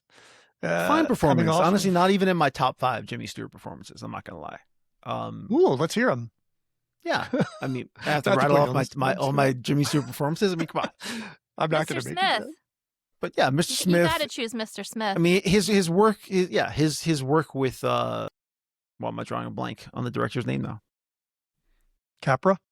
Capra. There you go. His work with Capra just stands. But I mean, his work with Capra and his work with Hitchcock is, to me, always stands above most of the other things that he's done. But so that's fine. That's just my opinion. But yeah, I think he's fine in this. I think it's fun to see him play a character like this who's a little bit sour, a little sarcastic. It's a little different than as we perceive Jimmy Stewart to be. So I like it for that reason. But yeah, I don't necessarily think it's a great performance from him. What about you, Laura? My feelings? Oh, I mean, uh, I think there must have been something happening during that time that would have made a character like this very appealing to people. Maybe the idea of the great American novel. I don't know. The young man who's a creative. I think there must have been something like that going on, because he really is the hero of the movie. And even though it's supposed to be about her and Cary Grant, I found myself most of the movie more interested in his story and the journey that he was on, for lack of a better word. But what's interesting about it is he's sort of the surprise hero, but he's also so funny. Like, they gave all the funniest lines to him, so no wonder he won the Oscar for it. I mean, who plays drunk better than Jimmy Stewart? Hey, he does a good job. I think what's appealing about him is that you're still coming out of the recession from the late 20s, and there's a little bit of a haze from the New Deal. So, everybody's tightening their belts, and I think there's just a lot of, like, financial limitations in America, and we're on the verge of World War II, and that was actually a big part of the box office poison stuff, is that World War II was brewing in Europe, and so people weren't going to the movies, and they weren't bringing in that overseas box office money, so that was a big contributor to it as well. But here in 1939, 1940, whenever this was filmed, you're really, feeling that pinch, and I think that's what makes him sort of the angry at the wealthier people. I mean, if you look at this again in the context of today, that character is like everybody, somebody who is just very much against the upper class and like wants to burn it down. And maybe that wasn't as prominent back then, but I think that's what makes this sort of a timeless story, unfortunately, is that we're still dealing with the same kind of classism. And he's a great representation of just the frustration that the have-nots feel with the haves going forward. So yeah, I think he's very relatable in that way, and that's why you kind of root for him because I mean, what's like a more wish fulfillment than like a working class guy bagging this like upper class woman, you know? That's awesome. But in the end, he doesn't get it anyway. So like you're kind of let down by it. Well, you know what's really interesting is how there's a line reading where she says something the night where they're dancing and hanging out and they kiss. And then he says the same thing, but in reverse the next morning. I thought that was really interesting. It was just something about how, like, she's having this revelation of how her groundskeeper of her house is a better person than her uncle, you know, and yet the groundskeeper is low class and the uncle is higher class. But then the next morning he says the exact opposite. He's like, I had a revelation, which is that some people who, I can't remember exactly how he said it, but it was just something about someone who's born on the wrong side of the tracks is a horrible person sometimes, and the person who has the purple heart is or born from a purple background is a wonderful person. So I thought that was really cool, and I mean, the playwright did a fantastic job with that, like reversing their experience. Like he's like her, but in reverse, I guess is what we're supposed to be thinking, and Since he's you said that, believable. is is some kind of wonderful just a Philadelphia story? I mean, it's somebody from the wrong side of the tracks. Wonderful's in the title, which is one of the quotes from that. And It is. I think you're right. I think it is some kind of wonderful. yeah, it just feels. I mean, Styx, the tomboy, is basically the Liz character, right? I'm sure there are a million examples of this. That just when you said wonderful, that kind of Yeah, she is like Liz. Well, it stuck with did me. inspire one remake, which I never even realized before until I was researching it. High Society Oh yeah, is yeah, supposed yeah. to be the musical version of this. Same writer, With right? Grace Kelly playing that part, which is kind of like art imitating life because she actually was from mainline Philadelphia, and the character of Tracy Lord is based on a real person. Wow. Helen Montgomery Scott, I think her name is. Like there was a real socialite. And I thought it was interesting what you said, Stephen, about Jimmy Stewart, his character being like all of us now, because he sort of is this representation of the way we have celebrity worship in our day. You know, like the privileged few and their privileged lives. And yet at the same time, this I wonder if this might be one of the first movies that really talks about a tabloid and the effect it has. Because apparently that was a real problem. Like someone like Helen Montgomery Scott would have been dealing with the fact that her whole life could be exposed by a tabloid.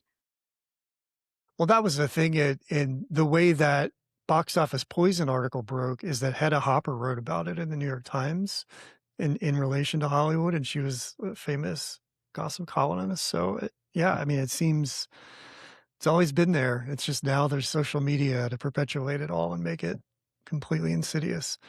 Um, talk about George Cukor really quickly. We've done a few of his films on the show, and you know, so we've said a lot about him, but I think we both really like him, right, Mike? I mean, I'm Yeah, a big absolutely. fan.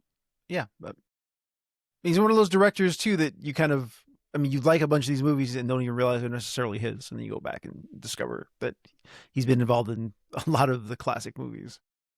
He does such a good job of getting natural performances out of the actors, especially women. You know, everybody talks about him being like a Women's woman's director. director, but I think it's just actors in general. I think he's just a good director, and uh, sort of, you know, like you alluded to earlier, Mike, this is a bit of a comeback for him as well. I mean, Katharine Hepburn bringing him on board this film sort of feels like, you know, getting the band back together and like bringing Hollywood back, like all of these people into prominence, and it's such a good vehicle for that because it's now pretty legendary. Uh, just across the board, really, really good. Yeah, and they would go on to work together, well, like another 5 times after this. And he definitely directed a couple of movies with her and Spencer Tracy. I remember that, at least one. But yeah, they go on to work together quite a few times after this. Yeah, and he directed My Fair Lady, which is another class story, which kind of That is true. And I had the same issues with My Fair Lady that I do with this movie, interestingly. Yeah. Anything else you guys want to say before we move on to a head-to-head comparison? That she is the main character in this. You know, like her drive to get the film made, the fact that she was the character in the play on Broadway. Yeah, there's a lot of like code stuff in it that's a little cringy, and it's all about her finding a spouse and oh, she's not yar enough. But at the same time, I mean, that's totally badass that the whole story revolves around her. And how often do we see that in a movie?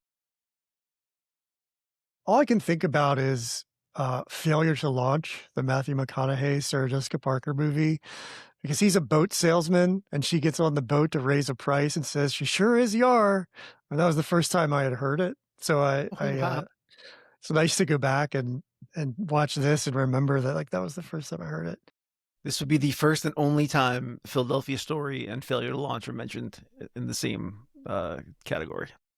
At least on this show for sure. All right, let's move on to a head-to-head comparison because these are two very different films with the same people in them, but I think there's a lot to talk through as far as story effectiveness, which is our first category to discuss.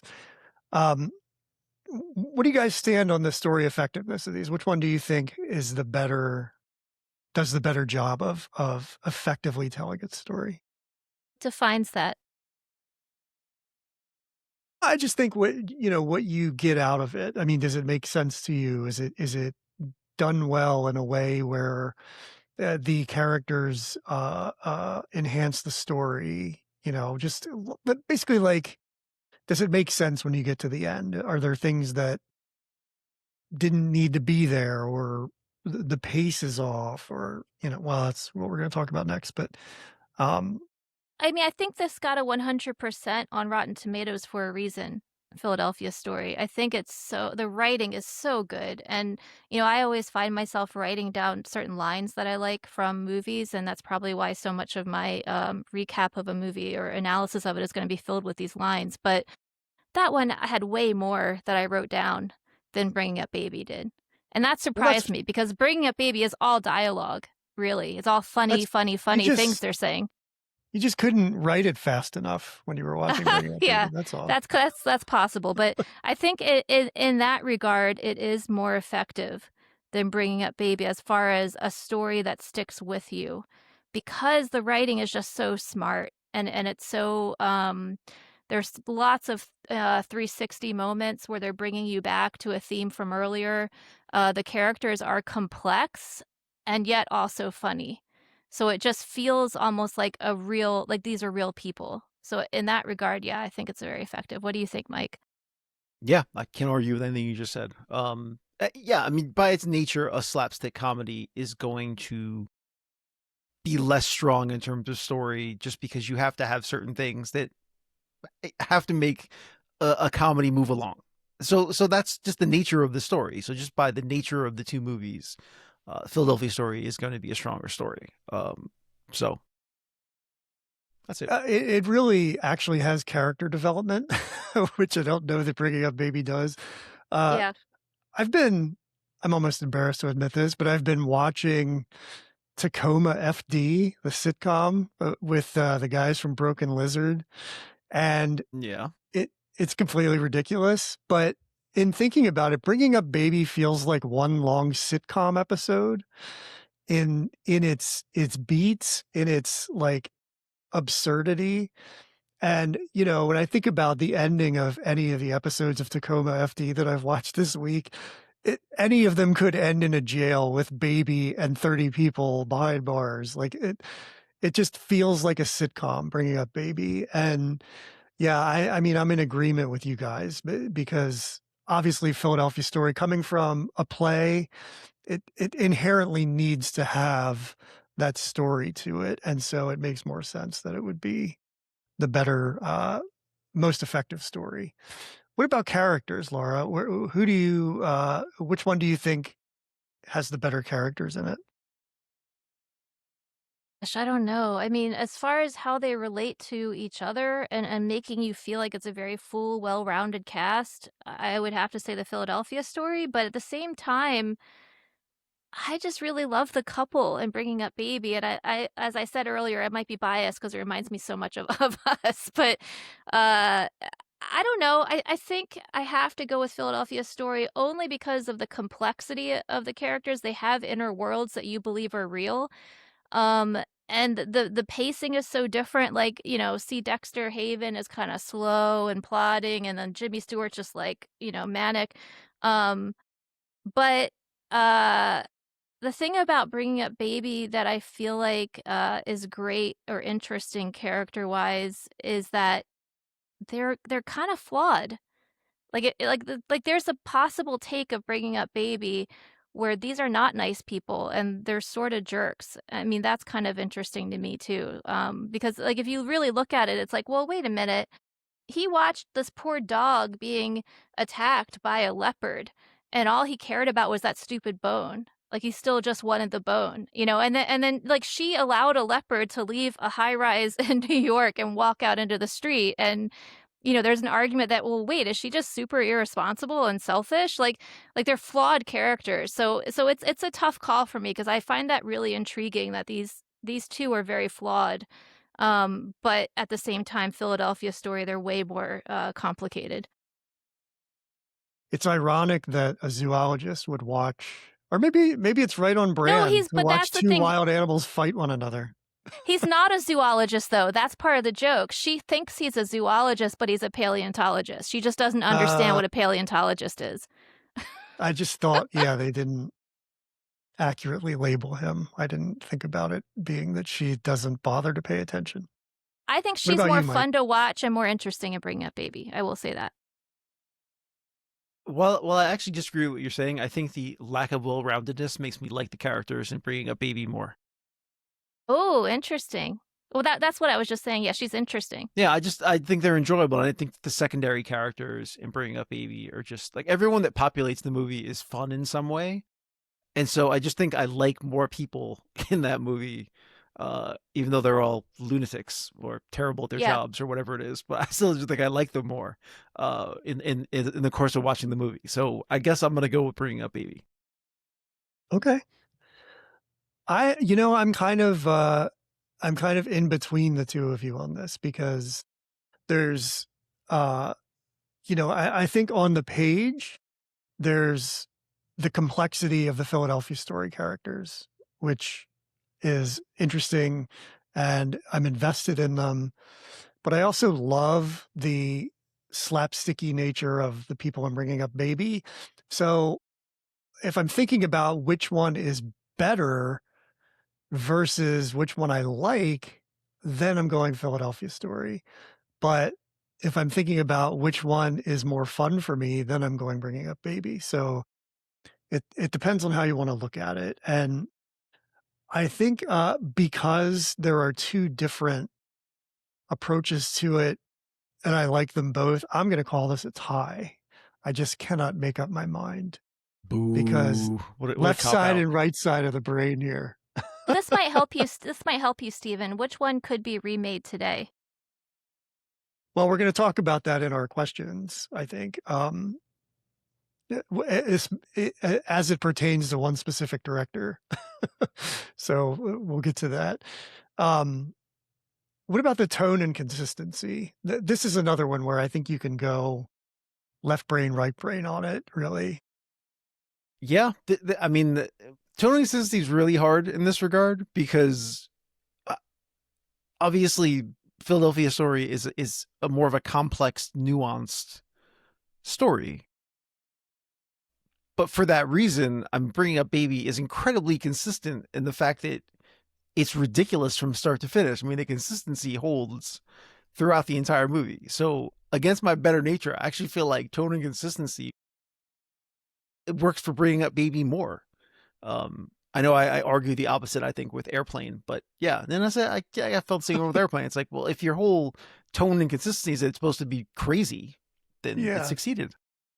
it doesn't slow down, and that's the nature of the question. So, what about you, I Laura? agree. Yeah, I agree with that, Mike. At the same time, for some reason, what keeps entering my brain right now is the scenery, like the what would you call that? The setting, the The like set how they do the design? props, the set design. Yeah, they're very different. Only in that in Bringing Up Baby, we don't ever really see where they live. I think we see where she lives at one point, but that could also just be like a hotel room that she's in.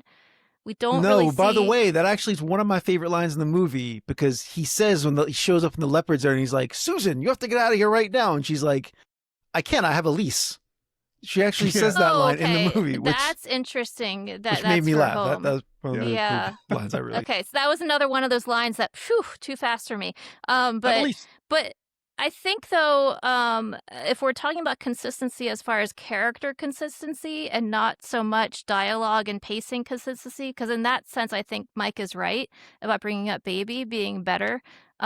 But with character consistency, I find it really cool that you see so much of who the characters are in their homes in Philadelphia Story. Like, for example, Cary Grant's house is like the ultimate bachelor's pad, and he also seems totally miserable in it. And you see in one part of it, he's got this giant painting of the ship, which is the same ship that he gave. What's it called? True Love? Yeah, so it's like that's telling you so much about him. Like he's still really pining for this woman, that he has this ship right there. Although it could also just be that's what he does. He's a yacht designer. That's what he does for a living. So and also all the scenery in the house and the ridiculous amount of silverware they're going through. Yeah, I think the character consistency is better in some ways in Philadelphia Story. So that's your winner for tone and consistency? I don't have a winner, it's tied, because I agree with Mike Tie? too. Because the tone is so important, and think about that breakneck pace of Breaking Up Baby, how hard that was. Like, as you were saying before, Stephen, which I didn't even notice, like they weren't cutting very much. I am 100% bringing up Baby on this. I think that the characters in the Philadelphia Story, it does a good job of going between, like, kind of romance, drama, and comedy. It's not like a rocky transition between those things, but I think Bringing Up Baby is just so consistent with so many things, building and building and building on top of the same thing until it's like shaking a bottle of soda or something until it explodes. So, yeah, I think for as crazy as it is to give this to Bringing Up Baby, that's where I land as well.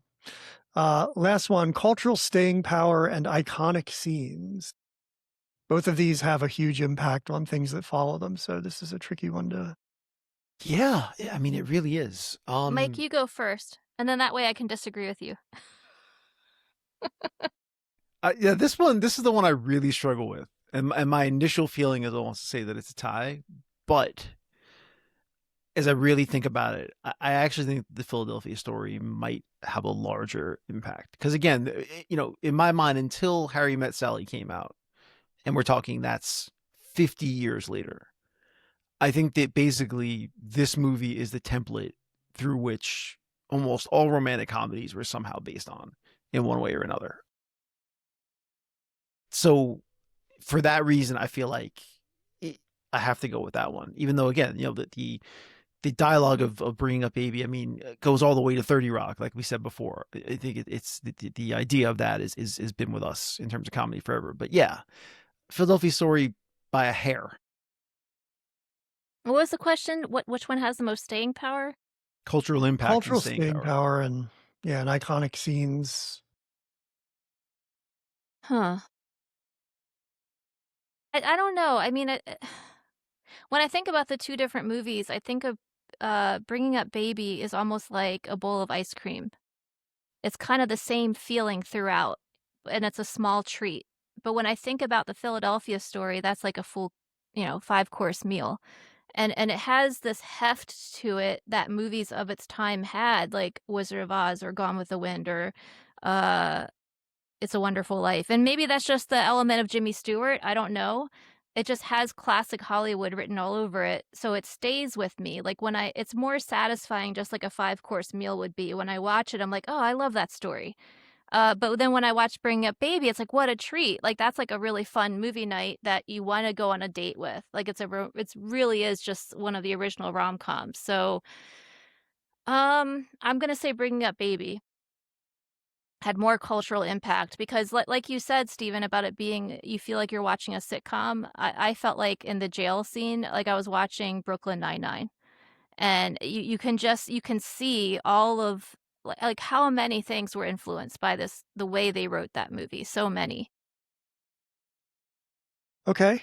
For me, I think the Philadelphia Story has like this broad impact, and it's really kind of a touchstone for people who make films in general going forward. I think Bringing Up Baby has iconic moments. I mean, just the fact that there's a leopard in it makes it really memorable. I think the dress ripping scene is sort of some like amazing humor. The I've suddenly turned gay, that thing. By the way, impressions, if you're doing impressions of old Hollywood, is there a better film than The Philadelphia Story for like classic Hollywood impressions? Those are three of the most impersonated people ever. Um, I think Bringing Up Baby has some technical aspects to it that are going to be used again going forward, and just is such a template for that screwball comedy that it feels a little more niche to me, to like movie nerds, in a way that The Philadelphia Story isn't. Whereas that has kind of a broad appeal, and Bringing Up Baby is so quirky. It's also a comedy, and comedies, they got a little more love back then than they do now, but I think in the context of both times, a little underappreciated. I'm glad to see it's kind of coming around now, whereas The Philadelphia Story has been, to my knowledge, pretty consistent in the culture for all of the time between when it was released and now. So I think that gives it a little more staying power. I'm actually talking myself out of Bringing Up Baby as I'm saying this, but I think that's the truth, is that if you're looking for consistency in the culture, The Philadelphia Story has it to a larger scale than Bringing Up Baby does. So, yeah, I'm gonna change my answer and go with The Philadelphia Story because I've just talked myself out of it, which happens from time to time on this show. So, You're not being very yar. hey, I'm thinking about it as we go. So, and you guys are convincing me, so it's great. Um, okay, well, that's our head-to-head comparison. It looks like we all went Philadelphia Story on effectiveness. It's a three-way split on characters. I went with a tie. Mike picked Baby. Laura picked Philadelphia Story. Tone and consistency. I picked Baby. Mike picked Baby, and Laura, you went with a tie. So, cultural staying power. Mike and I went Philadelphia Story. Laura went Baby. This is pretty neck and neck, and so we're going to need to get a little help with deciding this. But we're going to talk about our poll results online and see if they can help us get to where we need to go. Every week we do these polls on our social media. We're at Movie Throwdown Pod on Instagram, Facebook, TikTok, Threads. So follow us, answer these polls we put up. Where do you guys think it landed this week with the voting?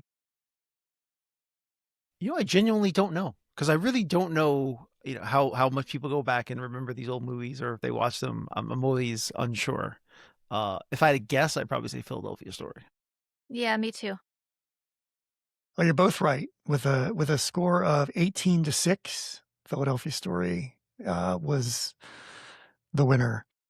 Okay. We have to do our questions for the week before we announce the overall winner. Laura, these are 5 questions that we ask each week just for fun. Maybe help us figure out who we're going to land on as the actual winner, but mostly they're just to add one more silly element to the show and extend it. Which film is more rewatchable? What do you guys think? Bringing Up Baby. I agree. We are in agreement. I mean, it's so fast that why would you not want to? Well, again, like a good episode of 30 Rock or Brooklyn Nine-Nine, two shows I also love. I feel like you catch on the rewatch lots of things. And it holds up. It holds up. You're still in suspense. Would you want to hang out with anybody from either of these films? Well, I think I have to say David from Bringing Up Baby because I married you.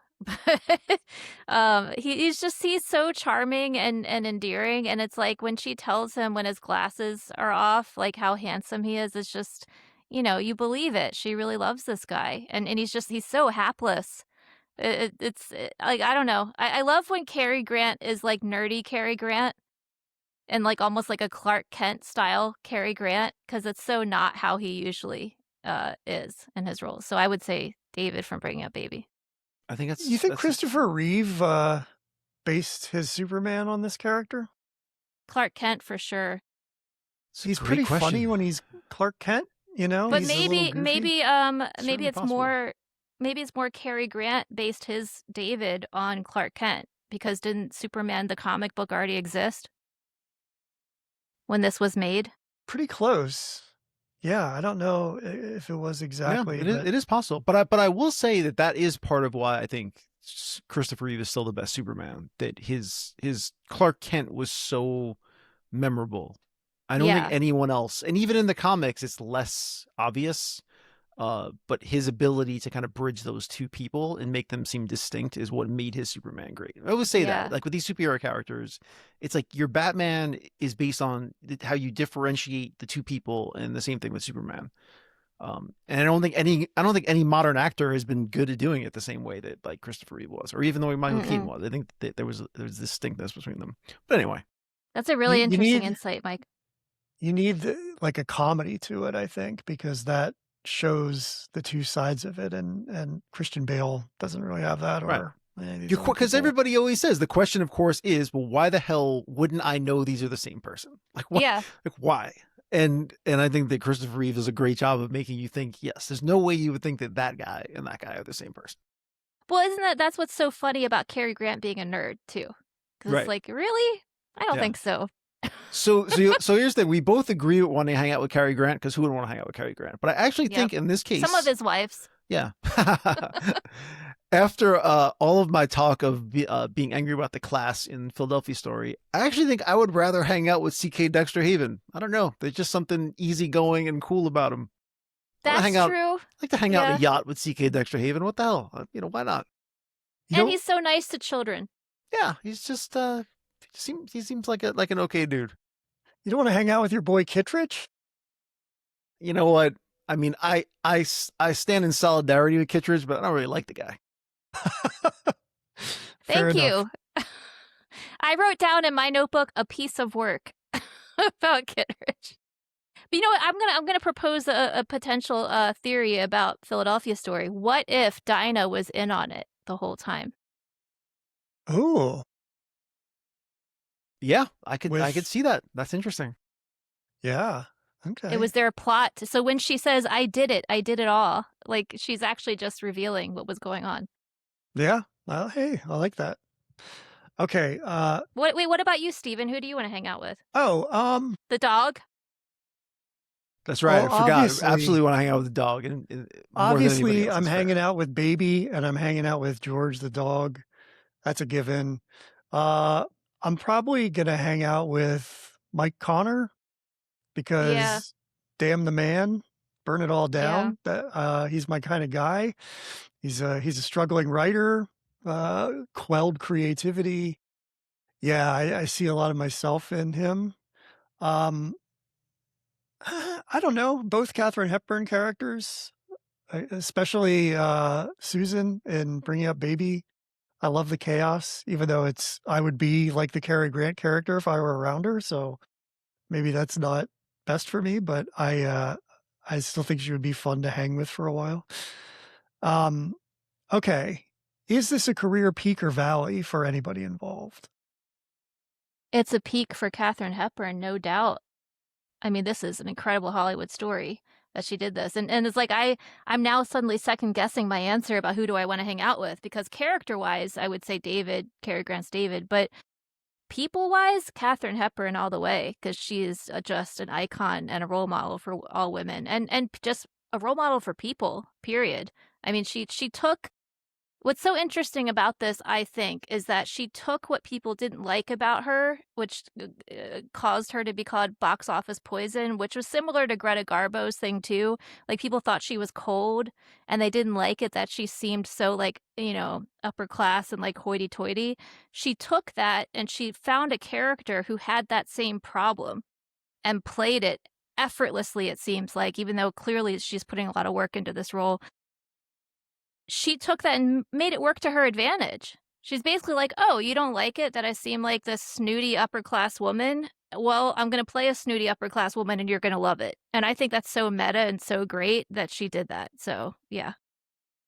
You could argue that Donald Ogden Stewart wrote it with that exact But idea wrote it in for mind. her, though. Yeah, but I'm saying, he could have written it as how she's portrayed in the world, and then, handed her this vehicle by which she could do the things she did Yeah, because but she was playing to that idea of her, almost like it's manufactured for her to be able to do that. But regardless, I mean, it really establishes her as this person you were talking about.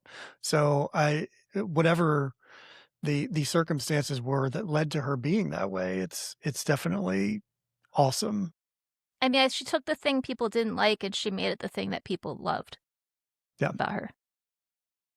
What about you, Mike? Career or peak or valley for anybody other than Pete?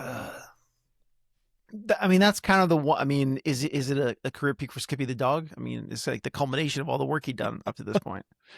Yeah. I mean, it might be Does he have a scratch on him when he's playing with the leopard? I thought I saw a scratch on his side. It's possible. How would you not? I mean, career peak for that leopard, right? I don't think the leopard was in anything else. Yeah, it's hard to puppet, even say for for sure. Katharine Hepburn. I mean, because she hadn't even started doing movies that she made with Spencer Tracy yet. She still has quite a few huge movies coming, and Cary Grant hasn't even worked with. Yeah, and Cary Grant hasn't worked with Alfred Hitchcock yet, and so it's like it's very hard to say. I mean, it's like they both have such varied careers, so it's hard to say. Yeah, you can't say Cukor because he'd go on to make My Fair Lady, even though this is a big movie for him at the time. So no, I don't think it's a career peak or valley for anybody necessarily. I mean, you could argue that Bringing Up Baby was the valley for Katharine Hepburn because that was the lowest point that she was until she came back 2 years later. So maybe I'd go with that. That's what I was going to say. It seems that way. All right. Steven Spielberg has to direct one of these films as a remake. Which one is he doing? I think we mentioned this once before. I'll take this one first real quick because we discussed that the worst movie Spielberg, by all accounts, everybody says made was 1941, which was the only movie that he really tried to make straight comedy, which to me means he could not make Bringing Up Baby. It's not his wheelhouse at all. As much as I love Spielberg, no. So if he had to direct one, it would have to be The Philadelphia Story. Even though, I'm trying to think, how many rom-coms has Steven Spielberg directed? Not any? Not really any. I was trying to think about it too, and I can't think of any. I mean, he directs comedy. Yeah. Think about. But he's good with character. Comedy. He's good with character. I think he could pull that one off. I don't think he could pull off Bringing Up Baby. It just wouldn't. I say this with love because, as you and Mike both know, Steven, I adore Steven Spielberg. Some people have compared my writing style to Steven Spielberg, and I think that's a total compliment, even though it's still debatable whether it was meant that way. But I think he would make Philadelphia Story, and he would do lots and lots of interviews about how seriously he takes Philadelphia Story as an icon of old Hollywood, which would kind of ruin it. But I also I think what's even more interesting is who would be cast in it. I'm gonna go ahead and say he would cast Colin Hanks as Macaulay Connor, and just because he loves Tom Hanks, and Talk he about would box office cast poison. Reese Witherspoon as the Katharine Hepburn role. I don't know. What do you guys think? Who would be cast in it? Recasting. I hadn't thought about this at all. This is you're hurting my brain here. This is out of my Well, wheelhouse. I mean, some of the people I think of who remind me of Cary Grant as C. Dexter Haven are too old to play that anymore. So it's like I would think Alec Baldwin has an interesting comedic delivery. Yeah, or John Hamm, but they're too old. Yeah, the person for me, of course. I mean, it's a cliche to put, Kate Hudson in romantic comedies at this point. But I mean, honestly, that's almost the easiest casting, even though she might be a little too old at this point. But I think that's a part she could easily pull off. To be true. Huh. Yeah, that's a good one. Good call. I'm still thinking about the Hepburn part, but I'm in either the Jimmy Stewart or Cary Grant roles. I'm thinking Glenn Powell. I think he could do it. I think he has. Oh, he could be C. Dexter Haven in a heartbeat. Yeah, definitely. To do either of them. I don't know about women. I mean, it's so hard to nail. Katharine Hepburn was such a one of one. I don't know who could really. Which is what the character's supposed to be too. Yeah, I don't know. I don't have an answer for that. I'd have to think about it a little more. Let's open that up to your viewers. Okay. Well, what would they suggest? Well, they're not going to suggest anything because we don't have any, but I will put that on social media and see if we get some answers. But that does bring us to our next question, which is, would either film be better if you swapped lead actors? Now, this can't really apply here because it's the same actors, but Jimmy So Stewart's the answer is an actor. easy yes. I mean, that's an easy yes. Well, no, they'd be exactly the same if you swap lead actors. That's hilarious. Neither better nor worse. Okay. Those are the 5 questions. Let's talk about which one we think is the better film. Laura, why don't you go first? After we've talked through all of this, which one do you think should win the Throwdown this week? Bringing Up Baby or The Philadelphia Story? I love Bringing Up Baby so much. It's so dear to my heart, partly because it took a long time for me to convince you to watch it, and you also love it so much, and we both enjoy it together every time we watch it. I have to say, as a writer and technically speaking, Philadelphia Story, it's just all around. There's so many elements of it that are better, and I also have to vote for it because I just have so much admiration for Katharine Hepburn and how she turned her career around to make it. But demerits because I don't love some of the anti-feminist elements of it. So yeah, Philadelphia Story reluctantly. Okay. What about you, Mike? Yeah, on the rewatch, it became easier to say that I would pick Bringing Up Baby. I just think if I'm going to sit down and watch one, I'm probably going to watch Bringing Up Baby again. Whereas Philadelphia Story, I said, there's movies you appreciate, and then movies that you just kind of fall into that are easy to watch again. And I think Bringing Up Baby is easier to watch a lot. Okay. I think Bringing Up Baby, number 1 in my heart, but I think The Philadelphia Story, as a film, in the context of, why do I keep saying in the context? I don't know. As it pertains to the film world in general and the culture, I think is such a staple, and they've both been so influential. But I think in a broader sense, The Philadelphia Story has been more influential. Even though I'm more rewatching Bringing Up Baby 10 out of 10 times over The Philadelphia Story, I do think The Philadelphia Story is the better film. So yeah, that's where we have it. Luckily, we have a tiebreaker here this week in Laura, so we can say with certainty which film wins the Throwdown. And as far as being the quote unquote better film, it seems like The Philadelphia Story is the winner. But again, I'm I'm going back to Bringing Up Baby 100 times more than the Philadelphia Story. Well, which one do you want? Do you want ice cream or do you want a 5-course meal? I want a 5-course ice cream meal. Yeah. Who doesn't? That's like a giant sundae that you want a t-shirt if you finish. Okay. So our winner this week, The Philadelphia Story. Both amazing films, and this was a lot of fun to talk about, as I knew it would be. So yeah, it was a lot of just a lot of interesting discussion. Thanks, Laura, for coming on the show. It's always great to have you back. It's been so long since we've seen you. I know. I'm still here. I'm back. I'm like Michael J. Fox in Back to the Future. My hand was disappearing, but it's coming back now. Okay. If people want to reach out to you, where can they find you? My website is bylauracarney.com, and most of my stuff's on there. I'm also on Instagram. I'm at My Father's List. Okay. My Father's List is the name of your book, and if you haven't gone out and picked that up, do grab a copy. Okay, that's it for this week. Programming note, we're off next week, but then we're going to be back with a vengeance because we just locked in for the next week the Throwdown that we're going to do, and it's a whopper. Mike, you brought this one to the show. Do you want to announce it?